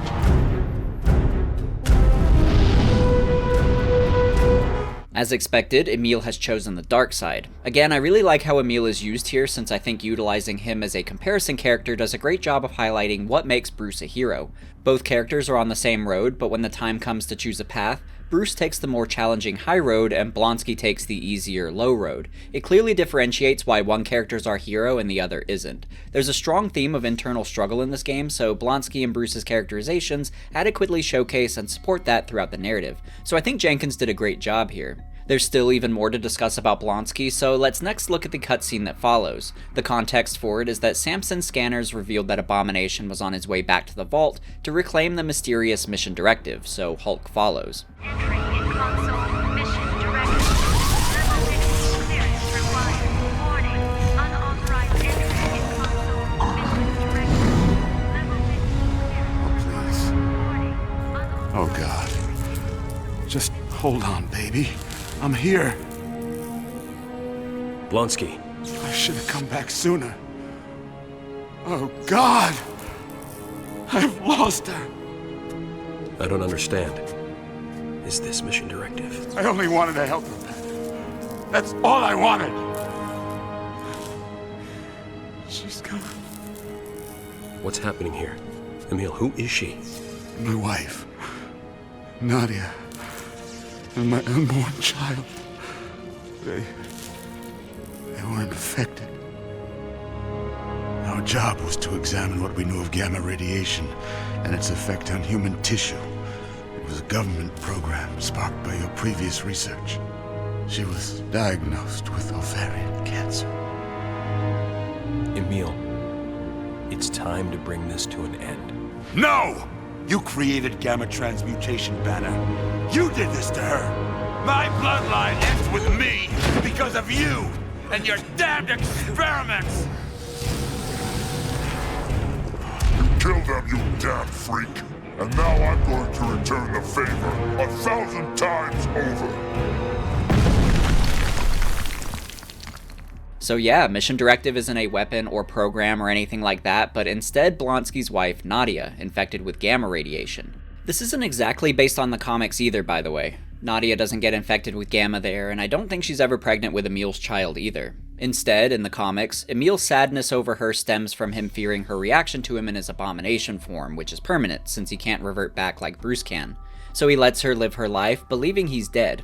As a side note, there are some stories that make Nadia more integral to Bruce's life, but we'll touch on that momentarily. However, this reveal that Blonsky's wife is irradiated is actually another example of the links between the game's Emil Blonsky and the comics' General Riker. In the Dogs of War series, Riker has a secret room similar to Blonsky in the game. At the end of the series, we learn that it's his gamma-mutated wife, Lucy Riker, that's being held there. She's the reason Riker was so eager to capture Hulk and learn about him, in hopes that he could cure her. When Thunderbolt Ross and everyone else learns the truth, Riker is forced to flee and Lucy never forgives him, and she dies not long after this. So it's interesting how Jenkins swaps in Blonsky for Riker in the game, and I actually think it works well. Returning to Abomination, he's outside the vault and has a plan to cause extreme devastation to the city, so we have to chase him down and stop his plans. This next mission is actually really cool since it's essentially a 1v1v1. We're attempting to stop Abomination, but Ross has also ordered the military to attack any gamma mutant on sight, so we have to fight them off alongside Abomination as we chase him. It's a really chaotic level, but in the best way, and I thought it was a really fun premise to the point it was one of my favorite levels in the game. At the end of our chase, Abomination makes a giant leap out of the Badlands and heads to a nearby dam for our final showdown. Why a dam? Well, let's take a step back and see why he chose this location. So if we read through Blonsky's files, there's one where he describes a vulnerability that he's scared the Hulk might exploit to cause extreme damage. That vulnerability is the dam, which if broken, could flood the city and end countless lives. So Blonsky details potential evacuation plans and how long a military response could be. He doesn't actually care about the citizens though, since he's really using this as rationale to initiate martial law in the city, but even still, it's a realistic threat. What I find most interesting about it though is the way the dam is used to show that Blonsky has become the thing he hates most. He sees the Hulk as evil and wants to get ahead of a catastrophe that he thinks the Hulk might cause. Now here we are, and Blonsky is weaponizing that same preventative plan in order to cause the catastrophe himself, while on the flip side, Hulk is the one trying to save the city. This actually ties closely to the Dogs of War series again, since Hulk has a showdown with Abomination near a dam there too, and they accidentally break it during the fight, causing a flood. Thankfully, Ross evacuated the city prior to this, so nobody died. In this story, the dam wasn't a target location or anything like that, it's just where Hulk found Abomination, and the dam breaking was an accident. So in contrast, I like how Jenkins gives this location more meaning this time around. As far as our final boss fight, not only do we have to defeat Abomination, but we also have to prevent him from destroying the dam. Like in the last level, the military still targets both of us, so they're another wrinkle that we have to deal with too.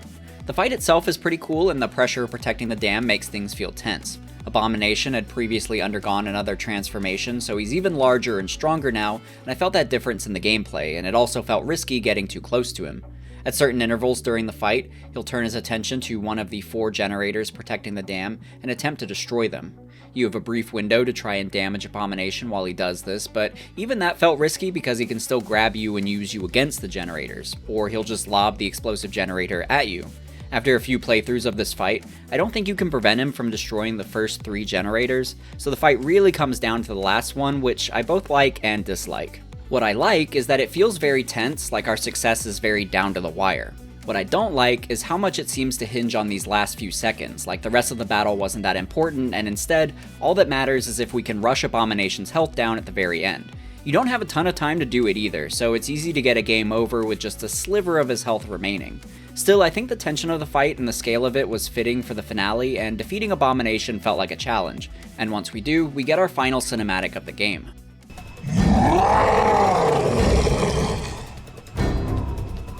didn't win, Banner. Nobody ever wins when you're involved. When they print the morning edition, do you know what the headline is going to say? No survivors. Nadia.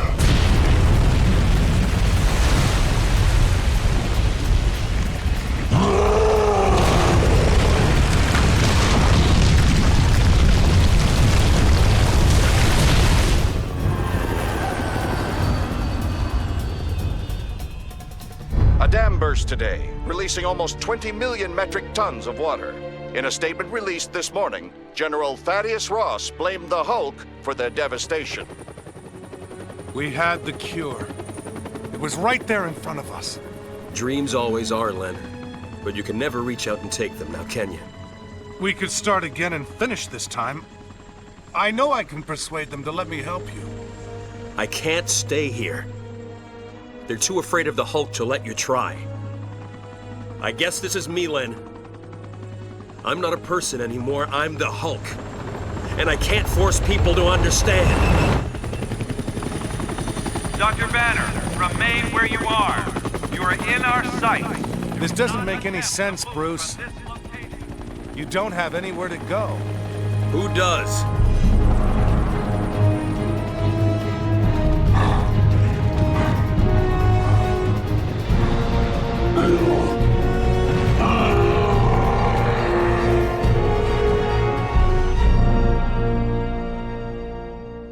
And that concludes the story of Hulk Ultimate Destruction.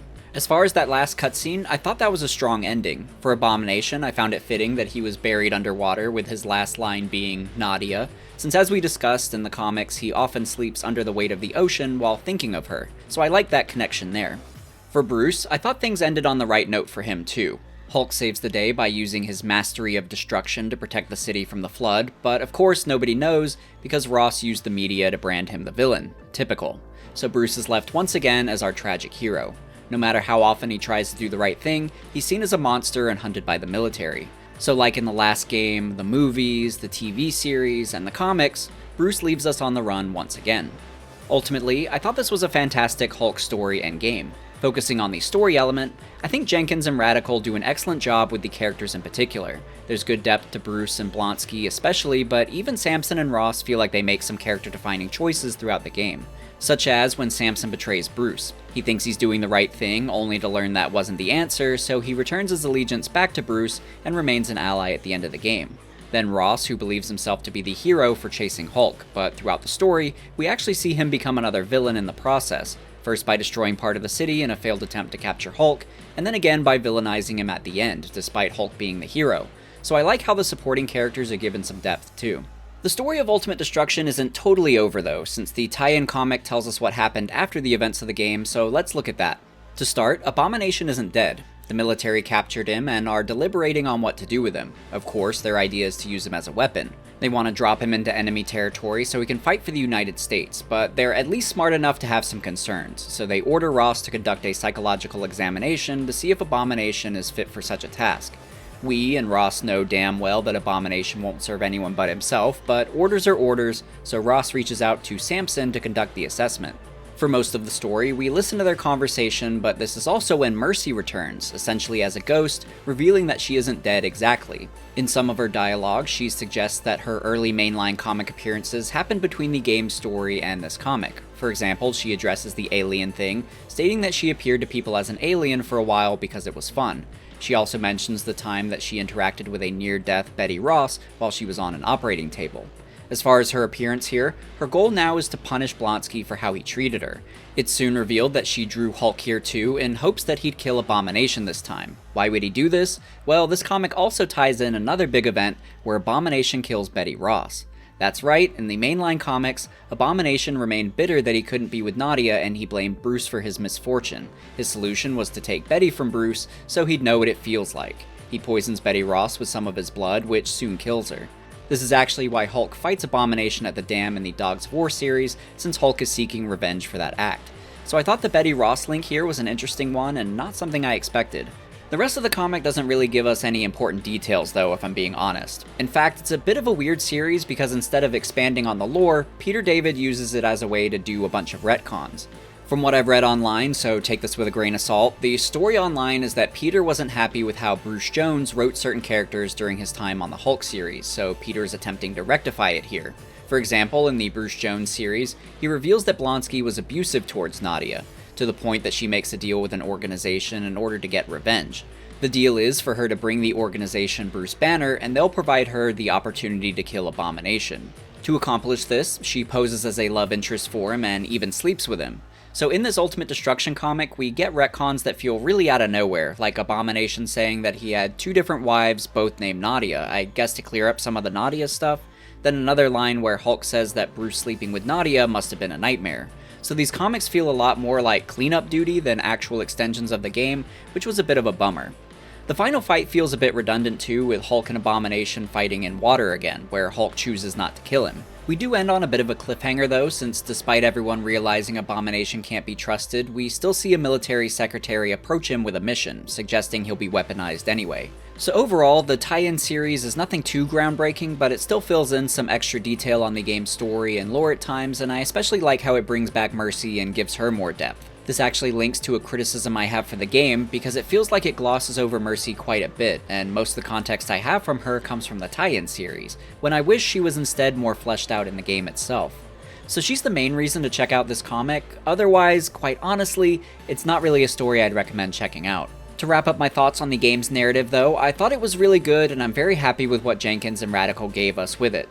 But now let's turn our attention to the overall gameplay, as well as bonus content because there's still a ton to unlock and explore in the open world.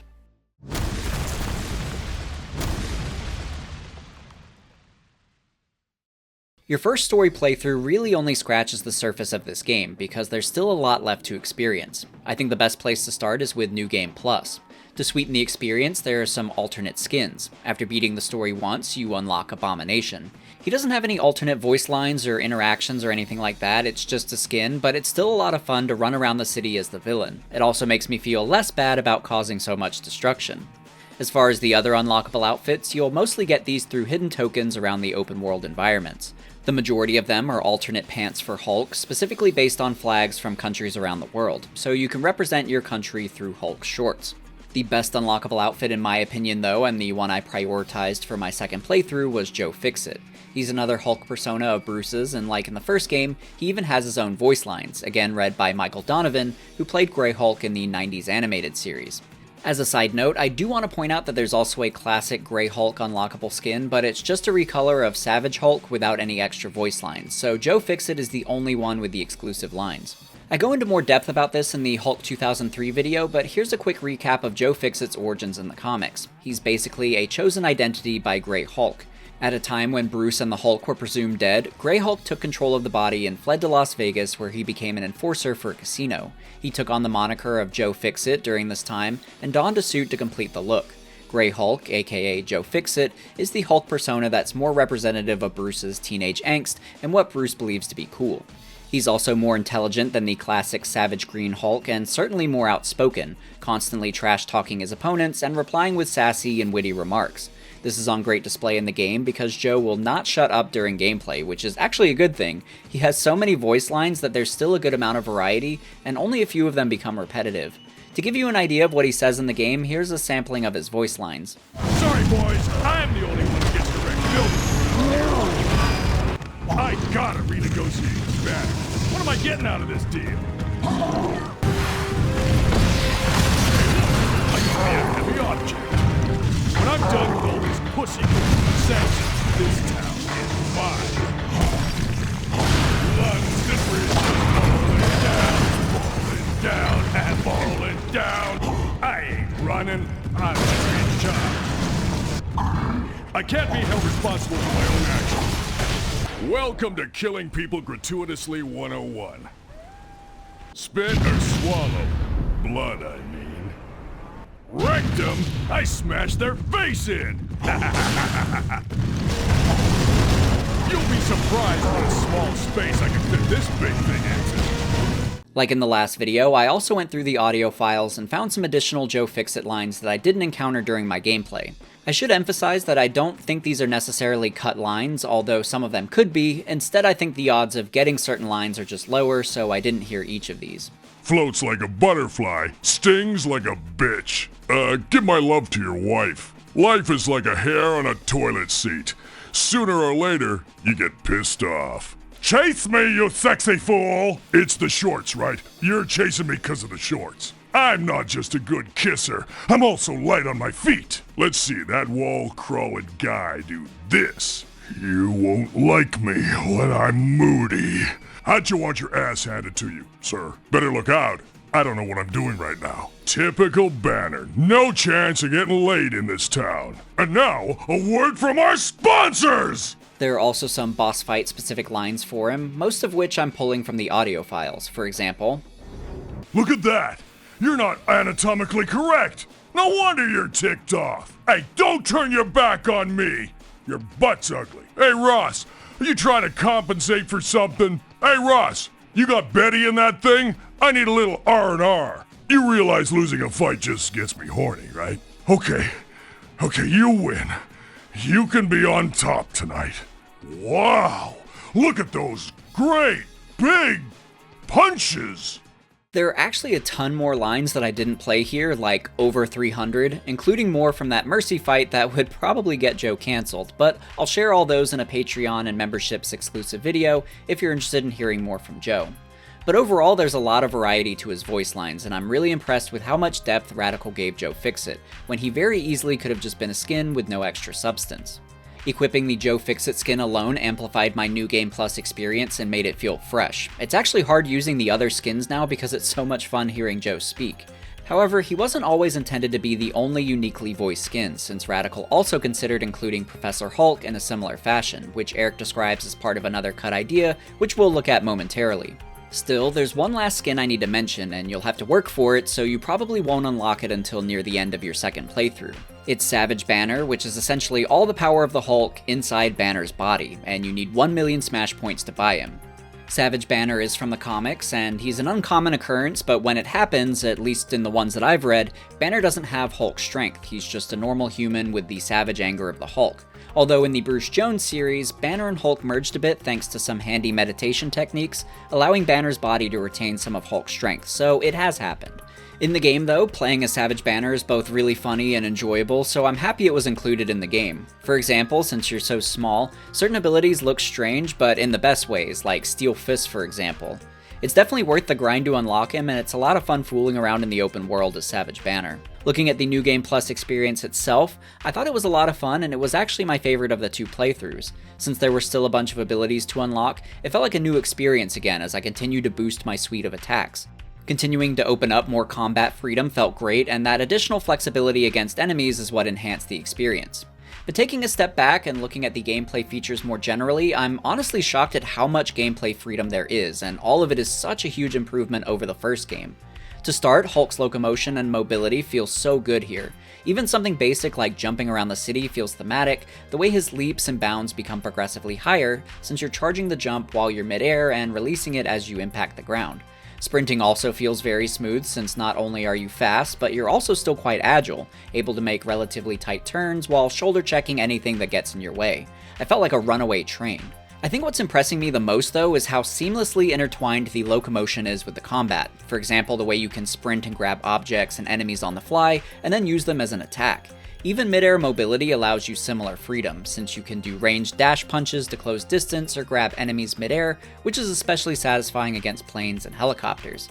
What's even more fun is the extension to this ability, which lets you kick grabbed aircraft into another one while midair. Even wall sprinting has combat utility, since you can press your heavy attack button to transition off the wall into combat via a WWE level elbow slam on anyone unlucky enough to be standing below. Then object weaponization alone adds an entirely new layer of combat expression, while by extension, making the world feel more realistic instead of just a backdrop. What this all comes down to is a stunning amount of combat freedom and skill expression to really do whatever you want. As I mentioned earlier, this is also a very fast-paced game, so it's great that Radical provides all the tools to adapt and improvise for whatever scenario you may find yourself in moment to moment. It reminds me a bit of Spider-Man PS4, where Insomniac referred to Spidey's combat as the acrobatic improviser, which I thought was apt and fit the character. For Hulk in this game, I'd similarly refer to him as the adaptive aggressor. You're constantly adjusting to whatever curveballs the enemy is throwing your way, and your solution is often to remain aggressive and keep up the pressure, while utilizing whatever's available in the environment.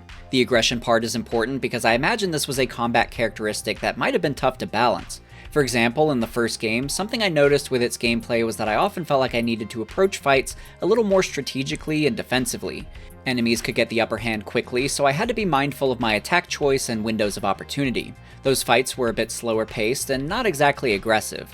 This is still good gameplay, but doesn't necessarily display the blind fury that you expect from the Hulk.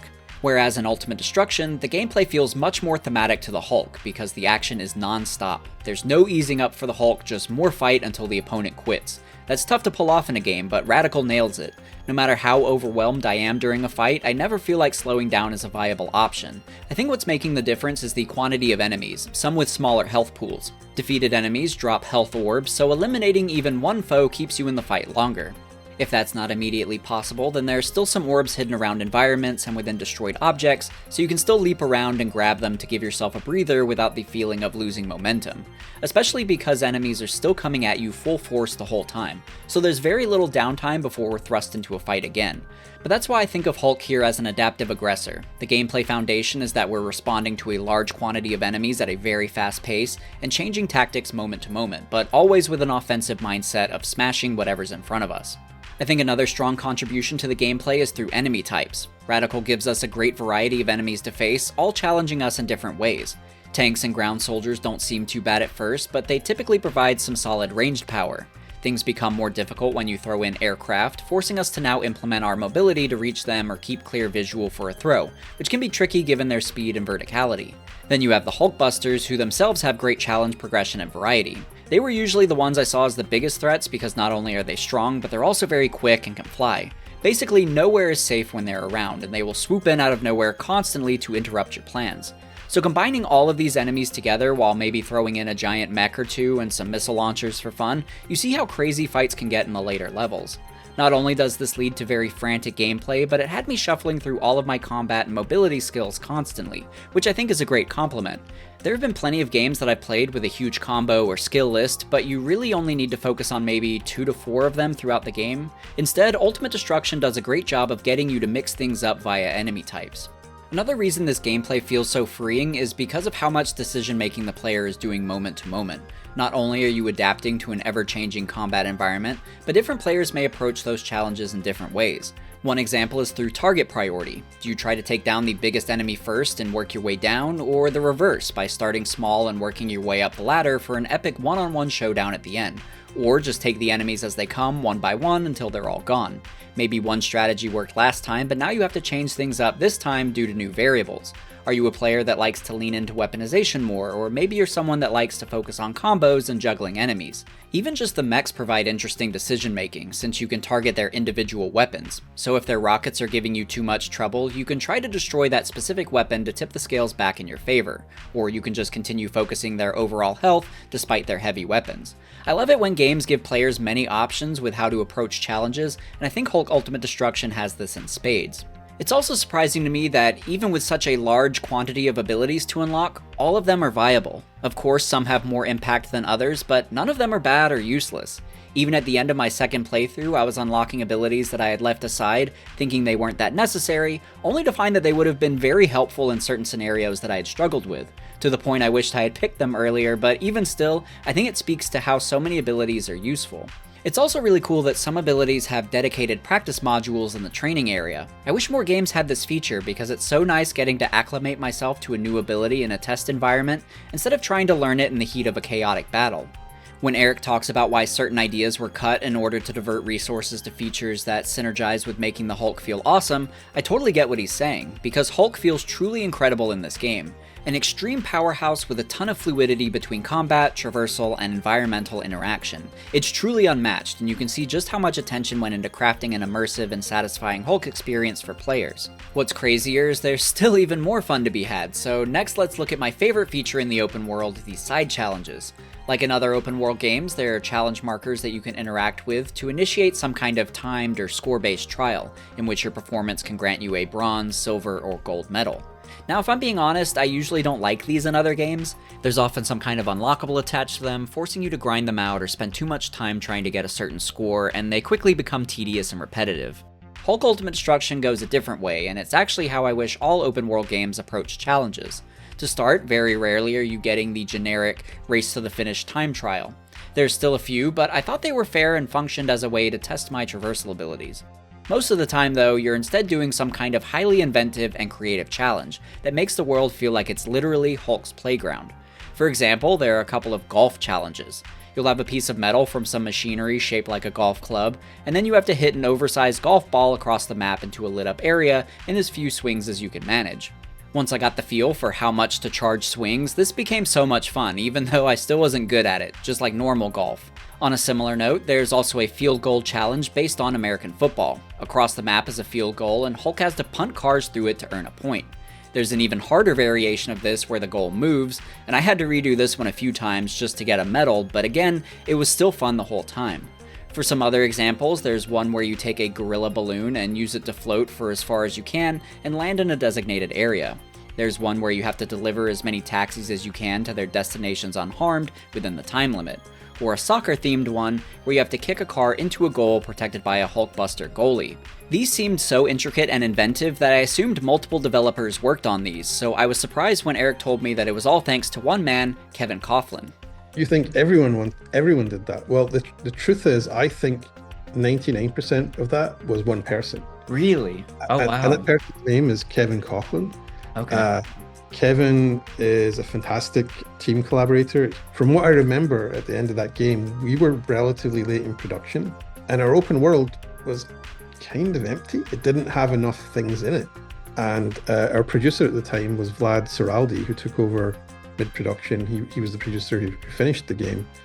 And he tapped Kevin and said, if I take you off all the other work that you have, how many of these things can you add? And I think Kevin, he had something like 3 months to put in anything he could, and pretty much single-handedly produced all that stuff. Wow. So he still talks fondly about doing it because I think he had a lot of fun making all those things. And I think he was kind of left on his own to kind of, hey, everyone else is really busy. You go crazy and do what you like here.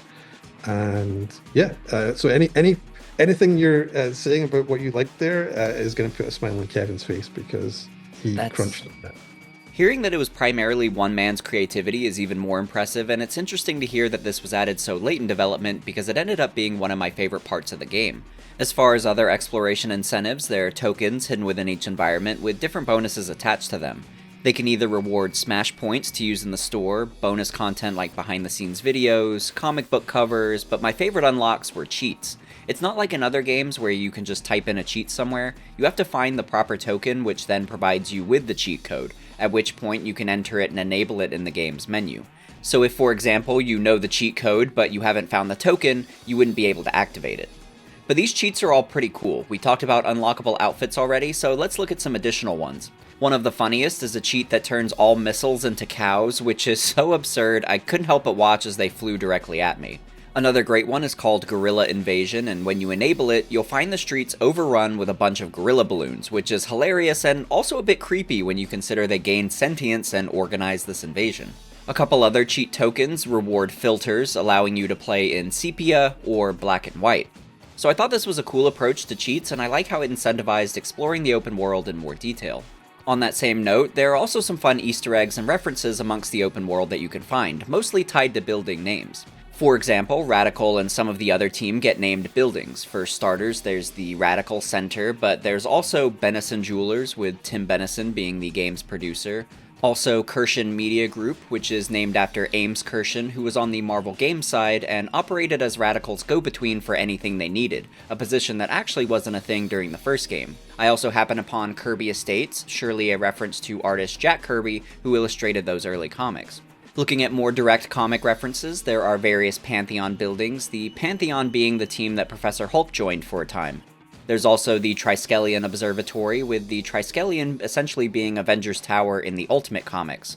One of the jump points, as well as a building, is named after Jarella, who was a love interest for Hulk. In the Badlands, you can find the Last Chance Cafe, which is somewhere Bruce stops for a meal during the Bruce Jones series, but his time there isn't exactly relaxing. There are probably more, but this is what I was able to spot, and I appreciated all these subtle references in the open world. But staying in the open world, the last thing I want to mention about it is a Grand Theft Auto type wanted level system. As you cause destruction, your threat level will increase, with progressively more difficult opponents sent after you. So at threat level 1 or 2, you'll have lighter resistance like soldiers and tanks show up, where if you get up to level 5, giant Hulkbusters will be sent to apprehend you. It's a fun system and works well for Hulk.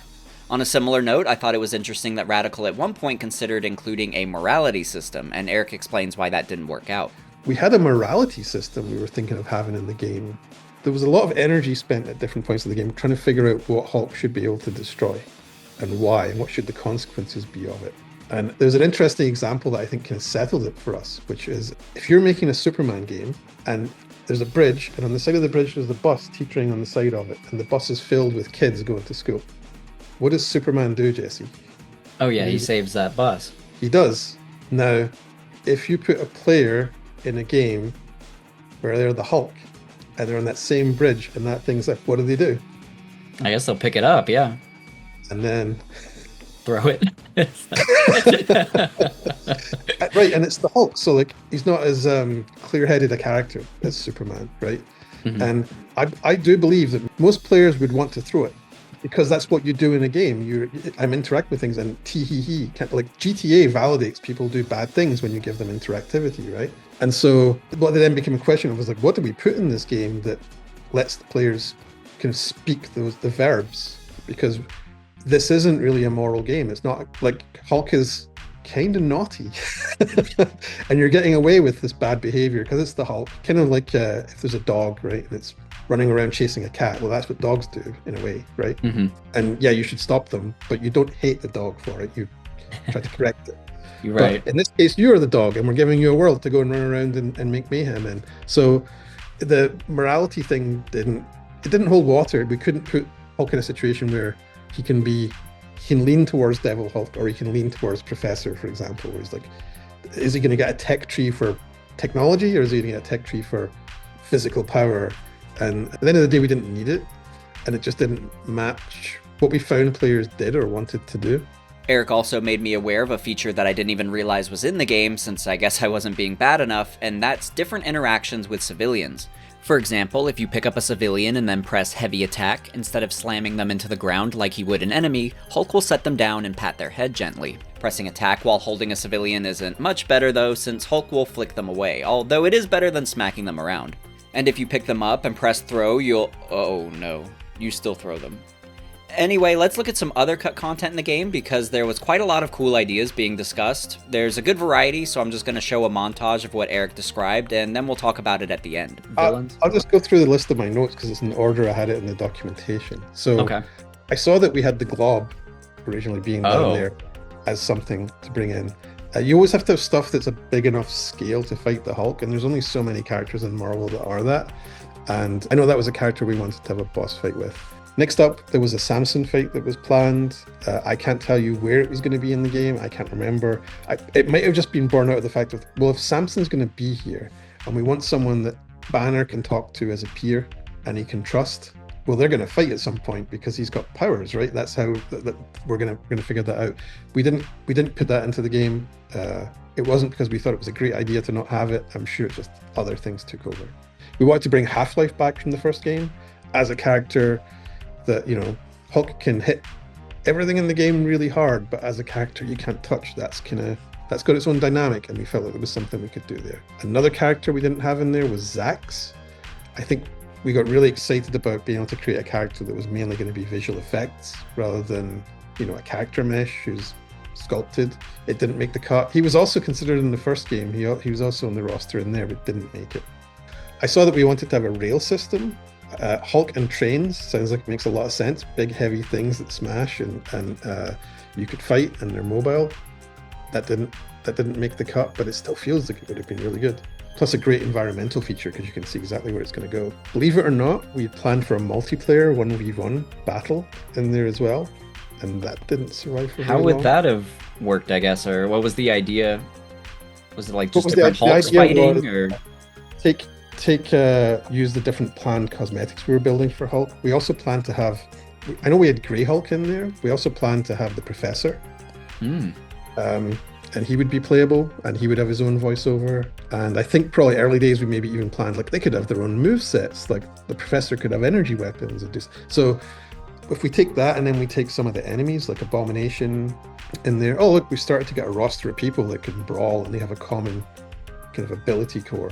So I think the idea that we had at the time was like, wouldn't that be fun to be able to fight each other? And again, it's just the knife. It's like, cool, multiplayer sounds good. I should also mention this would have been couch 1v1, so split screen. Like, we weren't going to try and put a PS2 online for that with the Ethernet adapter. One of the things we wanted to do with weaponization, I know from the original plans we had, we were going to have multiple forms of that you would unlock. So for example, you could make the boxing gloves with a car, but you could also, I think this was literally taken from a Peter David comic, where he smooshes a car into a ball and then throws it like a bowling ball. And that comic might have been actually where the weaponization idea first popped up for us.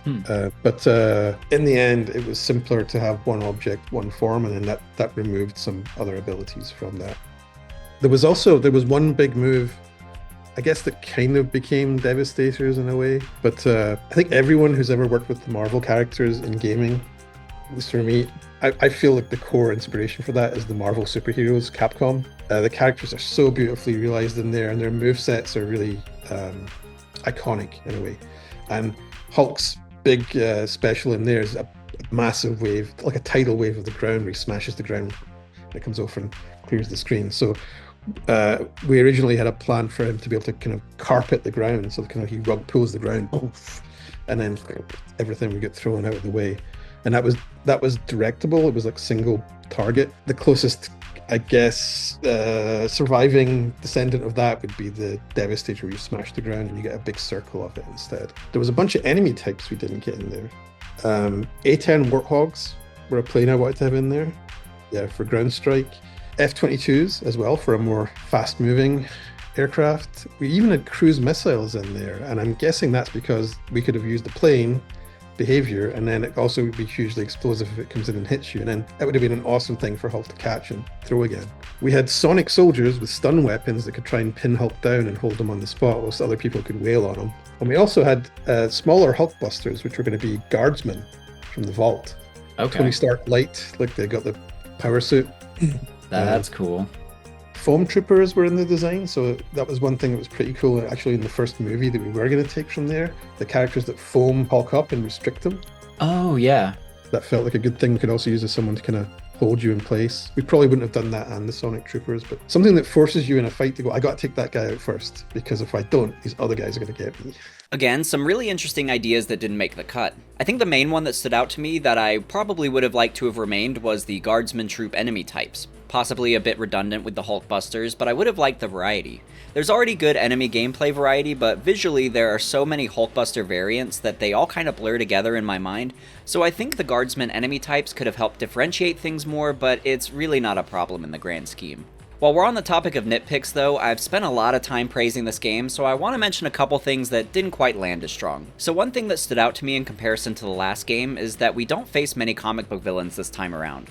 The first game had a really great selection of comic foes, while Ultimate Destruction takes a more realistic approach with its enemy types, focusing primarily on the military. Outside of that, we really only get Mercy and Abomination, with other boss fights being some kind of mech.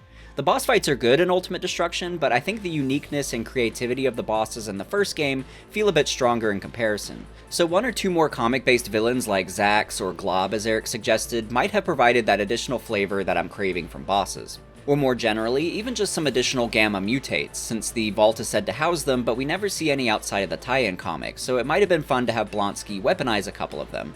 On a similar note, as much as I love the high quantity of enemies, a side effect is that the camera struggles to intuit who I'm targeting. When trying to lock onto enemies, the game would often lock the wrong one, and although I could toggle over to the correct one, the game is so fast-paced that the second or two hindrance was enough to throw things off. It was frequent enough to be noticeable throughout the game, but it's also to be expected with this fast-paced style of gameplay, which is why I want to emphasize again that these criticisms are mostly nitpicks and don't hinder the overall quality of the game. I had fun for the entire duration, but since I've been so complimentary about everything else, I don't want it to seem like I think there are no areas for improvement or anything like that. There are some growing pains, and had this game received a sequel, these are areas I would have liked to have seen given some extra attention, along with things we discussed earlier like spicing up mission objectives instead of so much machine collecting, as well as maybe including that cut church hub area, since as it stands, entering the church and learning it's just a menu does feel kinda hollow.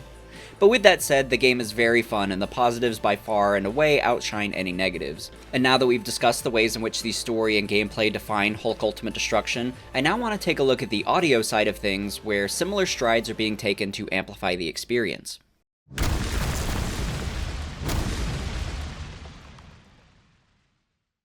Starting with our lead character, we have Neil McDonough voicing Bruce Banner. As I mentioned earlier, he voiced Bruce in the 90s animated series, but he's been in a bunch of other projects too, both live action and voice acting. For us nerds, he's probably most recognizable as Dum Dum Dugan in the Captain America films. On the DC side, he's voiced the Flash in Injustice 1, as well as Deadshot in Batman Assault on Arkham. His roles extend far beyond that though, and more recently you can find him as Cal Thresher in the Tulsa King series. As far as Ultimate Destruction though, I thought he did an excellent job. I think his voice is a great match for a more serious, determined Bruce Banner, and I'd like to see him return to the role again. In a behind-the-scenes video, we can hear his thoughts on the role, as well as see him read some lines. My name is Bruce Banner, and this is me. We went to Neil McDonough. Neil, we chose him because he actually is doing a lot of great stuff lately, but he also played Bruce Banner in the Incredible Hulk cartoon series. So Neil was already familiar with the character. I don't understand. Is this mission directive? He had the voice down, and he just had the right personality, a perfect fit. I am the Hulk. I did this to myself, all in the name of science. You're not gonna like me when I'm angry. Banner, when he becomes the Hulk, that's his inner being really coming out, and whatever he went through in his life, he has a lot of pain inside, and the great thing is he gets to let it out. It has an emotional level to it also, which is so much more important. So when you're playing, there's obviously technique, and you have to be tough enough to stick with the program. But with Hulk, there's also that emotional thing. You get to play with your emotion and the Hulk's emotion. So I think it's going to be a big hit for kids and also for adults like myself. I should emphasize that Neil only voices Bruce and not the Hulk. Doing all the aggressive roars as the Hulk is Fred Tatasciore, who we've discussed a lot on this channel before. He's familiar with comic book games and has a knack for more monstrous characters such as Bane in the Arkham series and Rhino in Marvel's Spider-Man. Fred is still voicing Hulk to this day since he portrays the character in Marvel Rivals, and I think that's great because I love his Hulk voice. On the flip side, we have Abomination, whose actor actually voices both the monster and human sides, that actor of course being Ron Perlman. I thought he was perfect in this role, bringing an intimidation to Blonsky while perfectly showcasing the deterioration of his mind and the monster boiling underneath. He's so good, and although the entire cast in the game is excellent, he's honestly my favorite part. He's just so fun to listen to. Another behind-the-scenes clip lets us watch him record some lines as well. I know what triggers it, you freak. I know how tough you are to the nearest decimal point. I don't need to know how to become like you. I need to know how to control it. What are you? I'm Ahab, and you're the big white whale. Now, open wide and say ah. Eric Holmes talked a bit about his experience with Ron and how he campaigned to have him cast. Ron Perlman, for me, was like a dream come true. I really was a big fan of his work on the Titans, and Teen Titans as Deathstroke. There's a 2-episode season finale, I think it's the first season, called Apprentice for Teen Titans, where he recruits Robin as his successor. And he has amazing scenes in there. And those scenes were the scenes I took as samples for, like, I want Blonsky to feel like this. And it would be awesome if we could get Ron Perlman, but if it's not him, we need it to land emotionally here, and we got Ron. It's cool that Ron's Teen Titans role was what was being used to push for Blonsky. Perlman, of course, is very well known for his many other roles. Probably the most notable one for comic book fans, or maybe even casual fans in general, is as Hellboy in the Del Toro movies. This was a recent role for Ron at the time of Ultimate Destruction, something Eric has a story about as well. I think the Hellboy was just coming out because he had a whole bunch of pictures of Hellboy in his bag that he would give to people and sign. That's funny. And I'm not afraid to admit it, I have one of those. He gave me one. There's some other interesting voice acting roles that Perlman has that I want to share because I think they might be recognizable or even relevant to the channel. For starters, I thought it was funny that Ron has actually voiced Hulk and Bruce Banner before in both the 90s Iron Man and Fantastic Four series. A role I didn't realize was him, but one I've always been fond of, is as Matt Haig and Clayface in the Batman animated series. Speaking of Batman, we'll probably talk about Ron again in the future when I eventually discuss Justice League Heroes, where he voices Batman. There are a bunch of other roles since he has such a great resume, but for this video, I'll just wrap up by saying that he's an excellent Blonsky, and that I'm glad Radical managed to cast him. Next, I want to mention Daniel Riordan, who voices Samson. Again, another great portrayal in this game, and I think he provides Samson a blend of strength and sophistication through his voice. Daniel is another actor that we've experienced on this channel since he was the voice of Mr. Sinister in X-Men Legends 2, and like Ron, we'll hear him again in Justice League Heroes, where he voices Martian Manhunter. Another actor with a fun resume is Richard Mall, voicing Devil Hulk. Just to start, he of course is another highlight, giving us a very scary but somewhat comforting Devil Hulk, which I think is an impressive balance to pull off. As far as his other roles, he seems to be best known for his work on the TV series Night Court. On the comic book side, I was excited to see he was the voice of Harvey Dent Two-Face in Batman the Animated Series, another outstanding performance that still holds strong today. He had some other notable 90s animated series appearances as well, such as Scorpion in the last couple seasons of the Spider-Man show, and funnily enough, as Abomination in the Hulk series. Lastly, I want to call out Vanessa Marshall for her role as Mercy in Ultimate Destruction. We don't get to hear a lot from her, but she does a great job. I even went through some of the audio files to get a better idea of her boss fight lines, and here's a sampling to give you a more thorough look at her portrayal. What's it like, Banner? To be trapped inside that monster? I wonder if they'll ever let you out! A pity. All that power and no control. He's down, Blonsky. Recovery crew has a green light. Try punching through this! You look hurt. Blonsky said you'd be a challenge. Stop it! Stop it! You animal! You are crazy! You beast! I'll rip your lungs out! I'll tear your eyes out! The bigger they are, the quicker they die! So I think she does a great job and has really solid range in those clips. As far as her other roles, we somewhat recently discussed her in the Spider-Man 3 movie game where she voices Detective Jean DeWolf. I've been mentioning Justice League Heroes, and in that game she voices Huntress. In Avengers: Earth Mightiest Heroes, she does a great job as Black Widow, and she quite frequently voices Gamora, such as in Marvel Ultimate Alliance 3. Lastly, she also voices Caretaker in Midnight Suns, a character you'll love to hate, but I think that's the point and Vanessa does a solid job.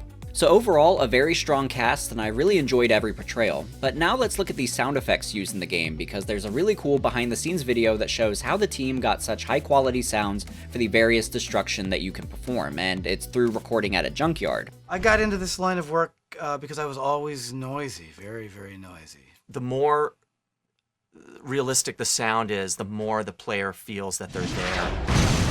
It's the genuineness of it, the believability, the plausibility of it, and the detail lends a lot to that. They went so far as to go out to a junkyard in the middle of the California desert and record car smashing, dropping, and pounding sounds through a Foley session at a junkyard, which for me is the perfect way to capture the Incredible Hulk. We pretend that we can control this stuff, but it's an illusion. This will be Kilo, take 6.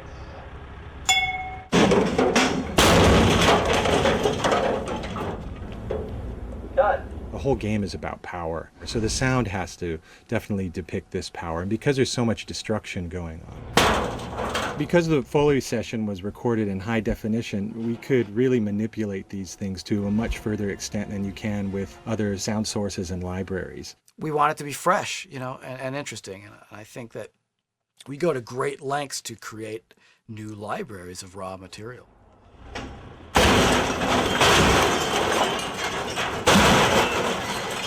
There's a lot of sound that gets recorded that you don't necessarily hear when you're out there, and that's what we're interested in. What sounded like a is in fact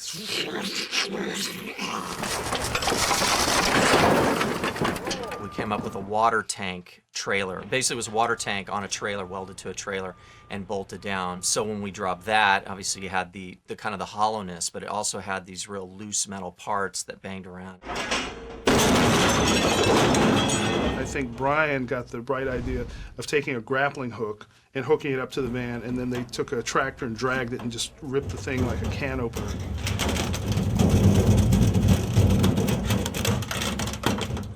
And eventually we dropped the water tank into the van. Oh, that's right. And then we picked the whole caboodle up and we dropped that. That was the grand finale of the day.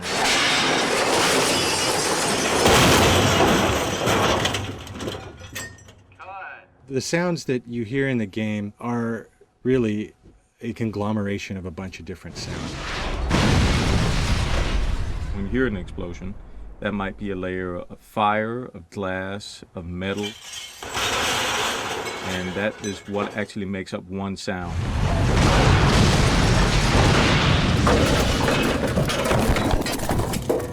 Hot! So we just keep trying stuff. Try not to break anything or kill anyone.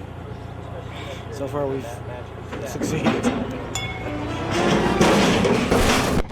That honestly looks like so much fun, and as funny as it is, it actually makes perfect sense for this game, to just smash a bunch of stuff and record it.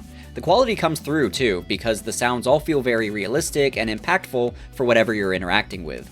It's also another impressive aspect of this game, because with so many sound effects popping off at once that are all layering across each other, you would expect it to become cacophonous or distracting, but it doesn't. It just adds to the experience and amplifies the feeling of power and realism within this world.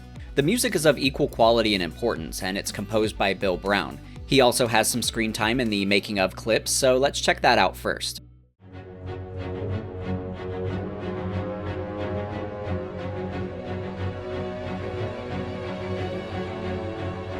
In the case of this project, it's just a lot of action and a lot of adrenaline. My job in the majority of this game is actually, the second you get in, you are just roaring from one end of the level to the other. They're the character. They're playing it. So basically, I'm just supporting their experience, and I'm just deepening that experience. That's my goal. And these LA players just, man, they just nail it. There it is. Nice. Ah, it's magic. His goals come through in the game, since the compositions nicely match the gameplay. In a fast-paced game like Ultimate Destruction, you want tracks that keep up the tempo and tension to give you that epic vibe during fights. I think Bill Brown's soundtrack accomplishes this, but what I also found interesting was the way silence is used, where the music disappears and you're left with the ambience of the city. I'll next play some gameplay clips so you can get a better idea of the sound design, but the first couple are ones that I thought displayed moments where the background music recedes, allowing the sound effects and atmosphere of the environment to do the talking, such as with the church, which has a spooky serenity to it.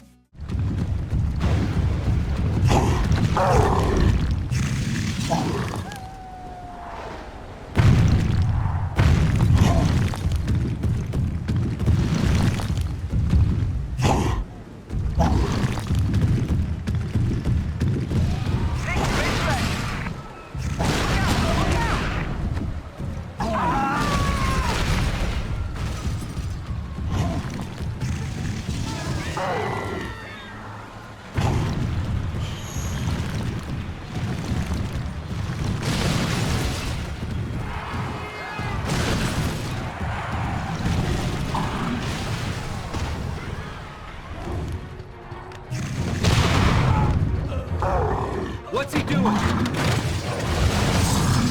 Fully loaded, sir.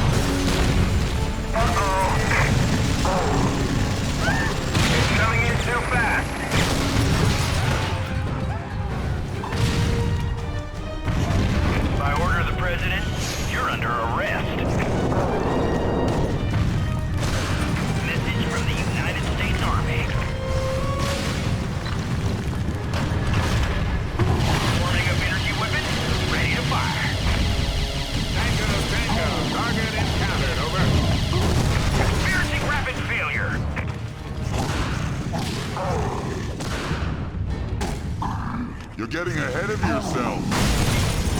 That's how hatred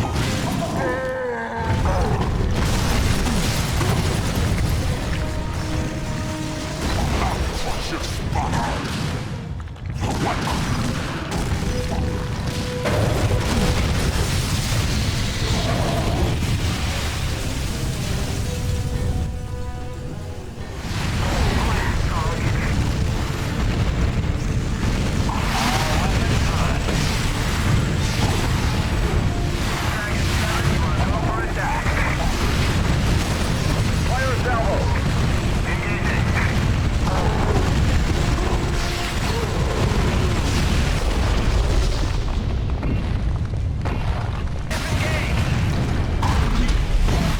So not only some excellent booming sound effects, but also some creative uses of silence, like during the ultimate attacks where sound is muffled alongside the slow-mo effect to actually exemplify power, like the calm before a devastating storm. Really cool stuff, and I think the sound design is top-notch in this game.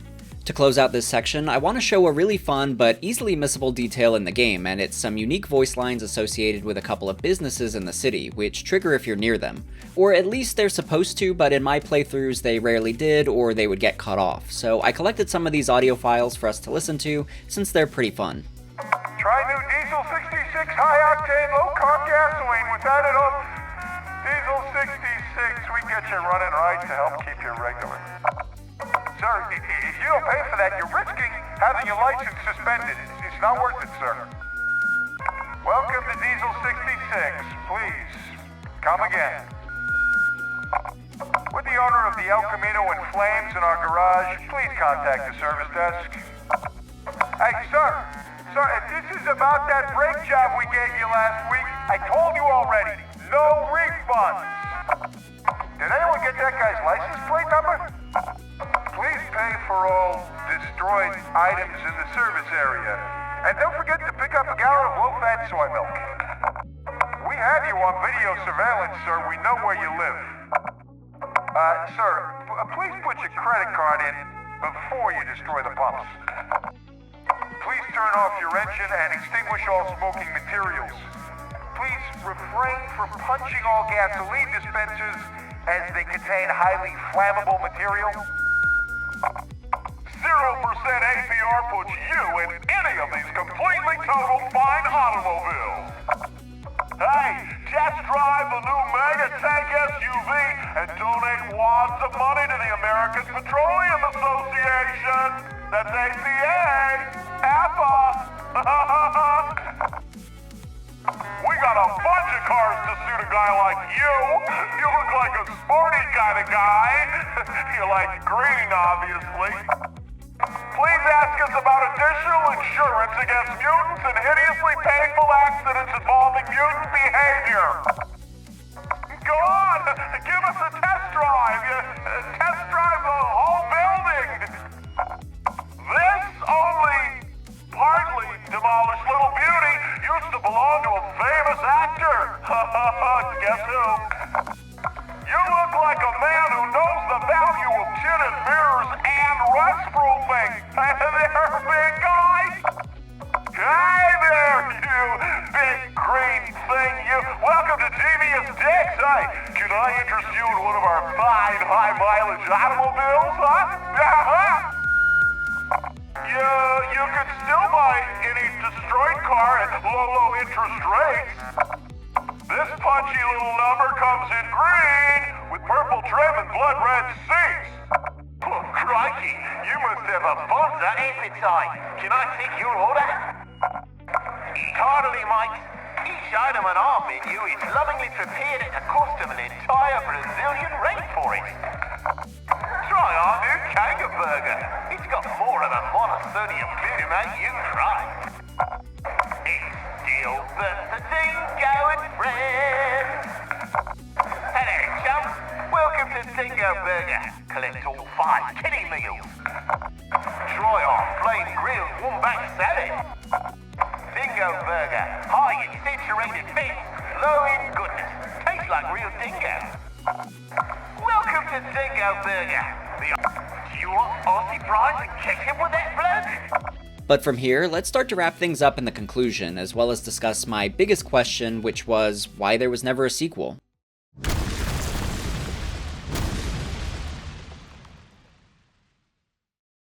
Hulk Ultimate Destruction stands as one of the premier Marvel video games of all time in my opinion. It did for Hulk what Spider-Man 2 did for Spider-Man games, which is bring the character to life in a way that has never been done before, and in a way that will forever inspire how that character is utilized in future games.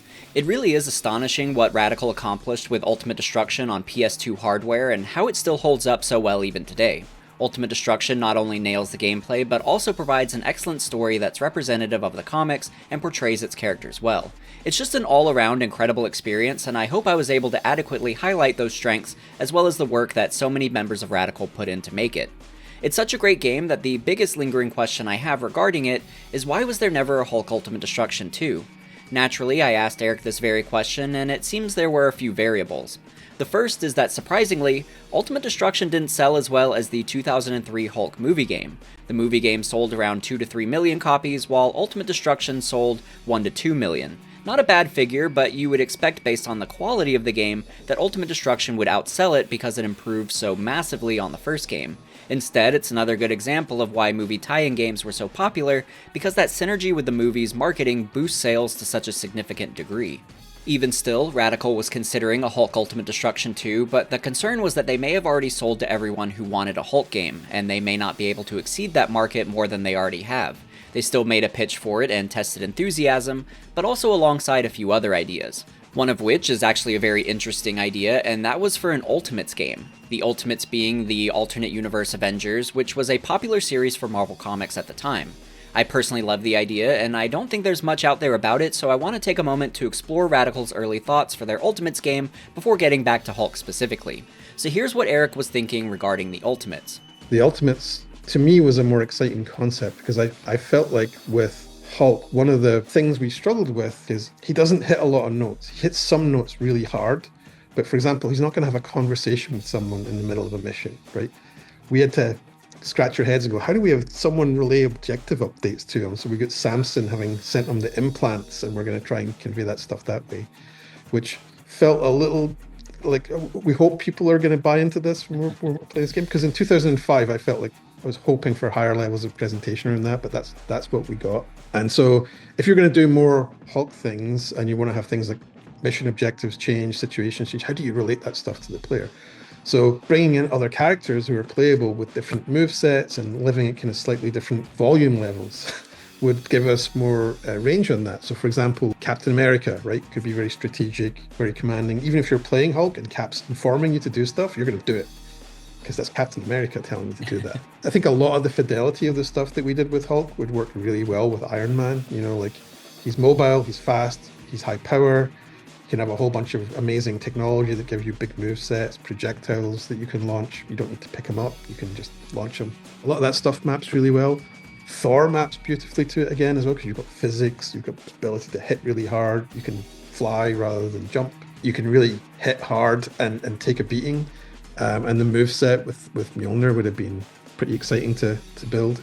You imagine doing a Devastator with Mjolnir, that would have been huge. And the other character I wanted to bring in there, which was kind of a surprise, one I really wanted to do was Quicksilver.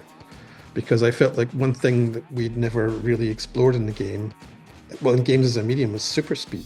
And we used slow motion a lot when we were developing Ultimate Destruction, so you could see things like how animation works and things like, is your physics working when you do a Devastator? Because it slows down right there, right? You can see all the objects launch at different timings. And so the idea of that is like, well, what if the game moved that slow whenever you wanted it to move that slow?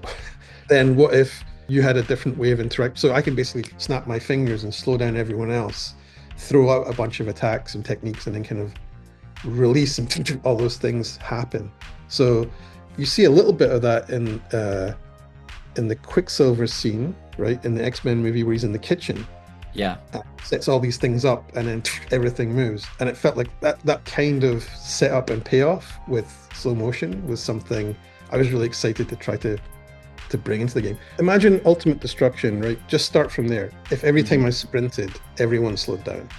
I see. That would be really cool. Mm-hmm. It immediately kind of lets me kind of do setups and move around quick. And then you could do things like, well, you can only slow down people for so long. And then there could be a rhythm to it as well. I think the challenge probably that with Ultimate Destruction is he does not hit that hard. So what are the things that he's doing that are the setups? And I think fighting normal humans is kind of obvious. Then you've got ballistic stuff where he's moving around projectiles, or like maybe grabbing, orienting them, or taking them and just relaunching them. And then I think there's something there about the disassembly idea of mechanical enemies. I think that is a really cool angle on kind of a takedown move. Yeah, that and is the presentation for it could be unlike anything else, because you could, when you go and do it, you don't have to stay at slow motion. You could look at the thing in real time and have it happen and then come back to him in slow motion. You can kind of jump in and out of it. Eric further described their ideas for the gameplay as well as Hulk's role in it, but also reinforces that these were all very early ideas that didn't get far. It would have been a single player game. Single player. Where you have a host of people. So I don't know how much, I'm kind of talking out my hat a little bit here because we didn't build it, but something a little bit maybe like how much can we pull from XCOM, where there's a roster and you deploy them and they each are good at some things, and maybe you tag them in and out based on as you need. We basically built a presentation and a pitch. We did not build software, but the idea was that you have a team and that there are problems come to New York and you have to deal with them, and you have your roster and your roster can expand. The one idea that we had for that was the Hulk was the safety. So Hulk is the sledgehammer. If you bring him out, he's probably going to be able to take care of what it is. But the twist was always, once he's out, you have to bring him back because he will not come back. That's cool. I think this idea sounds really cool, and I would have loved to have seen it come to life. Of course, it didn't win in the end, but it sounds like it was mostly due to licensing concerns. So we already had the rights to Hulk because Universal had them. And they were like, we don't know if should we make another Hulk game? And then we're like, well, we think it could go bigger and it could become transcendent if we add these other characters. It could break the limit of how many people want to play a Hulk game is a certain amount, but how many people want to play a game with a bunch of characters and Hulks in it too? We thought it would be more people, and we kind of build on what we had and add more. The complications of that is it's back to that point I made earlier about rights. It's like, you want who? You want Hulk and Captain America and Iron Man and Thor. But there was another idea we had on the table, which was Prototype, which gave us the ability to do a lot of building on top of what we had, and also sidestep, I guess, the complications of trying to figure out how would we get those rights and how would that work. As much as it pains me to say it, it makes a lot of sense why Radical would pivot to Prototype instead of another Marvel game. Next generation consoles were on the horizon, and they wanted something that felt like a next gen idea. Hulk Ultimate Destruction 2 had the potential to be much bigger and better than the last, but there's not a lot of room to reinvent the wheel and surprise people. Whereas with Prototype, you can do whatever you want without creative limitations, as well as without the concerns and costs of licensing. So when you're tossing around all those ideas, Prototype makes the most sense. However, I think there's clearly still a lot of demand for a modern Hulk game or even a remaster or remake, something Eric says he's up for exploring if the opportunity arises. I would have the conversation for sure. I think there's a bunch. I will say I think there's a bunch of people out there. I've mentioned these names of people like Kevin and Brian. I've heard from a lot of people who were on that team that speak of that as their most fun time working on a game. And I think that game, it was fun almost immediately. So would I work on that game again? I think the first thing you'd have thoughts in people's minds if you asked them that from that team is they'd go, wow, I really liked that time. I would love to revisit that time. So yeah, I would definitely be open to something like that. You heard it here, Marvel, call me. Game publishers do take notice of what people talk about, what they'd like online, and I think when people talk about stuff enough, sometimes it happens. So if people want that, they should make some noise. I really do hope that fans continue to vocalize their desire for a sequel, remake, or at least a remaster, because this is one of those games that absolutely deserves it. I'd love to see Eric return as well, and hopefully get the band back together in regard to the many talented people at Radical who made Ultimate Destruction as good as it is. It's also exciting to hear that so many of them enjoyed that experience, and that joy and passion comes through in the game. So I really hope a revitalization of their Hulk games returns in some fashion. So as Eric said, don't be shy about your desire for another Hulk game. Enough noise and we might just see it return. I'm personally very optimistic, and I think it's time for Hulk to headline his own game again. So on that more optimistic note, I think that'll close out my thoughts on Hulk Ultimate Destruction. Again, I want to thank Eric Holmes for taking the time to speak with me and for sharing so many cool ideas about Radical's Hulk games. I really enjoyed the experience. I also want to thank those of you who are supporting the channel on Patreon and YouTube memberships. It really means a lot to me that you're enjoying the channel enough to support it further, so thank you again. As far as what's next for the channel, we'll soon be taking an in-depth look at Insomniac's Miles Morales game, ahead of the long-requested video for Spider-Man 2. As far as Hulk, I definitely want to check out the 2008 movie game since it builds on so much of the foundation set by Radical and Ultimate Destruction, but that'll be more of a fall 2026 project as we approach the release of Avengers Doomsday. Definitely plenty more projects to come though, and I look forward to the coming year. But that'll wrap up this video, so thank you so much for watching, and I'll see you again for Miles Morales. Take care.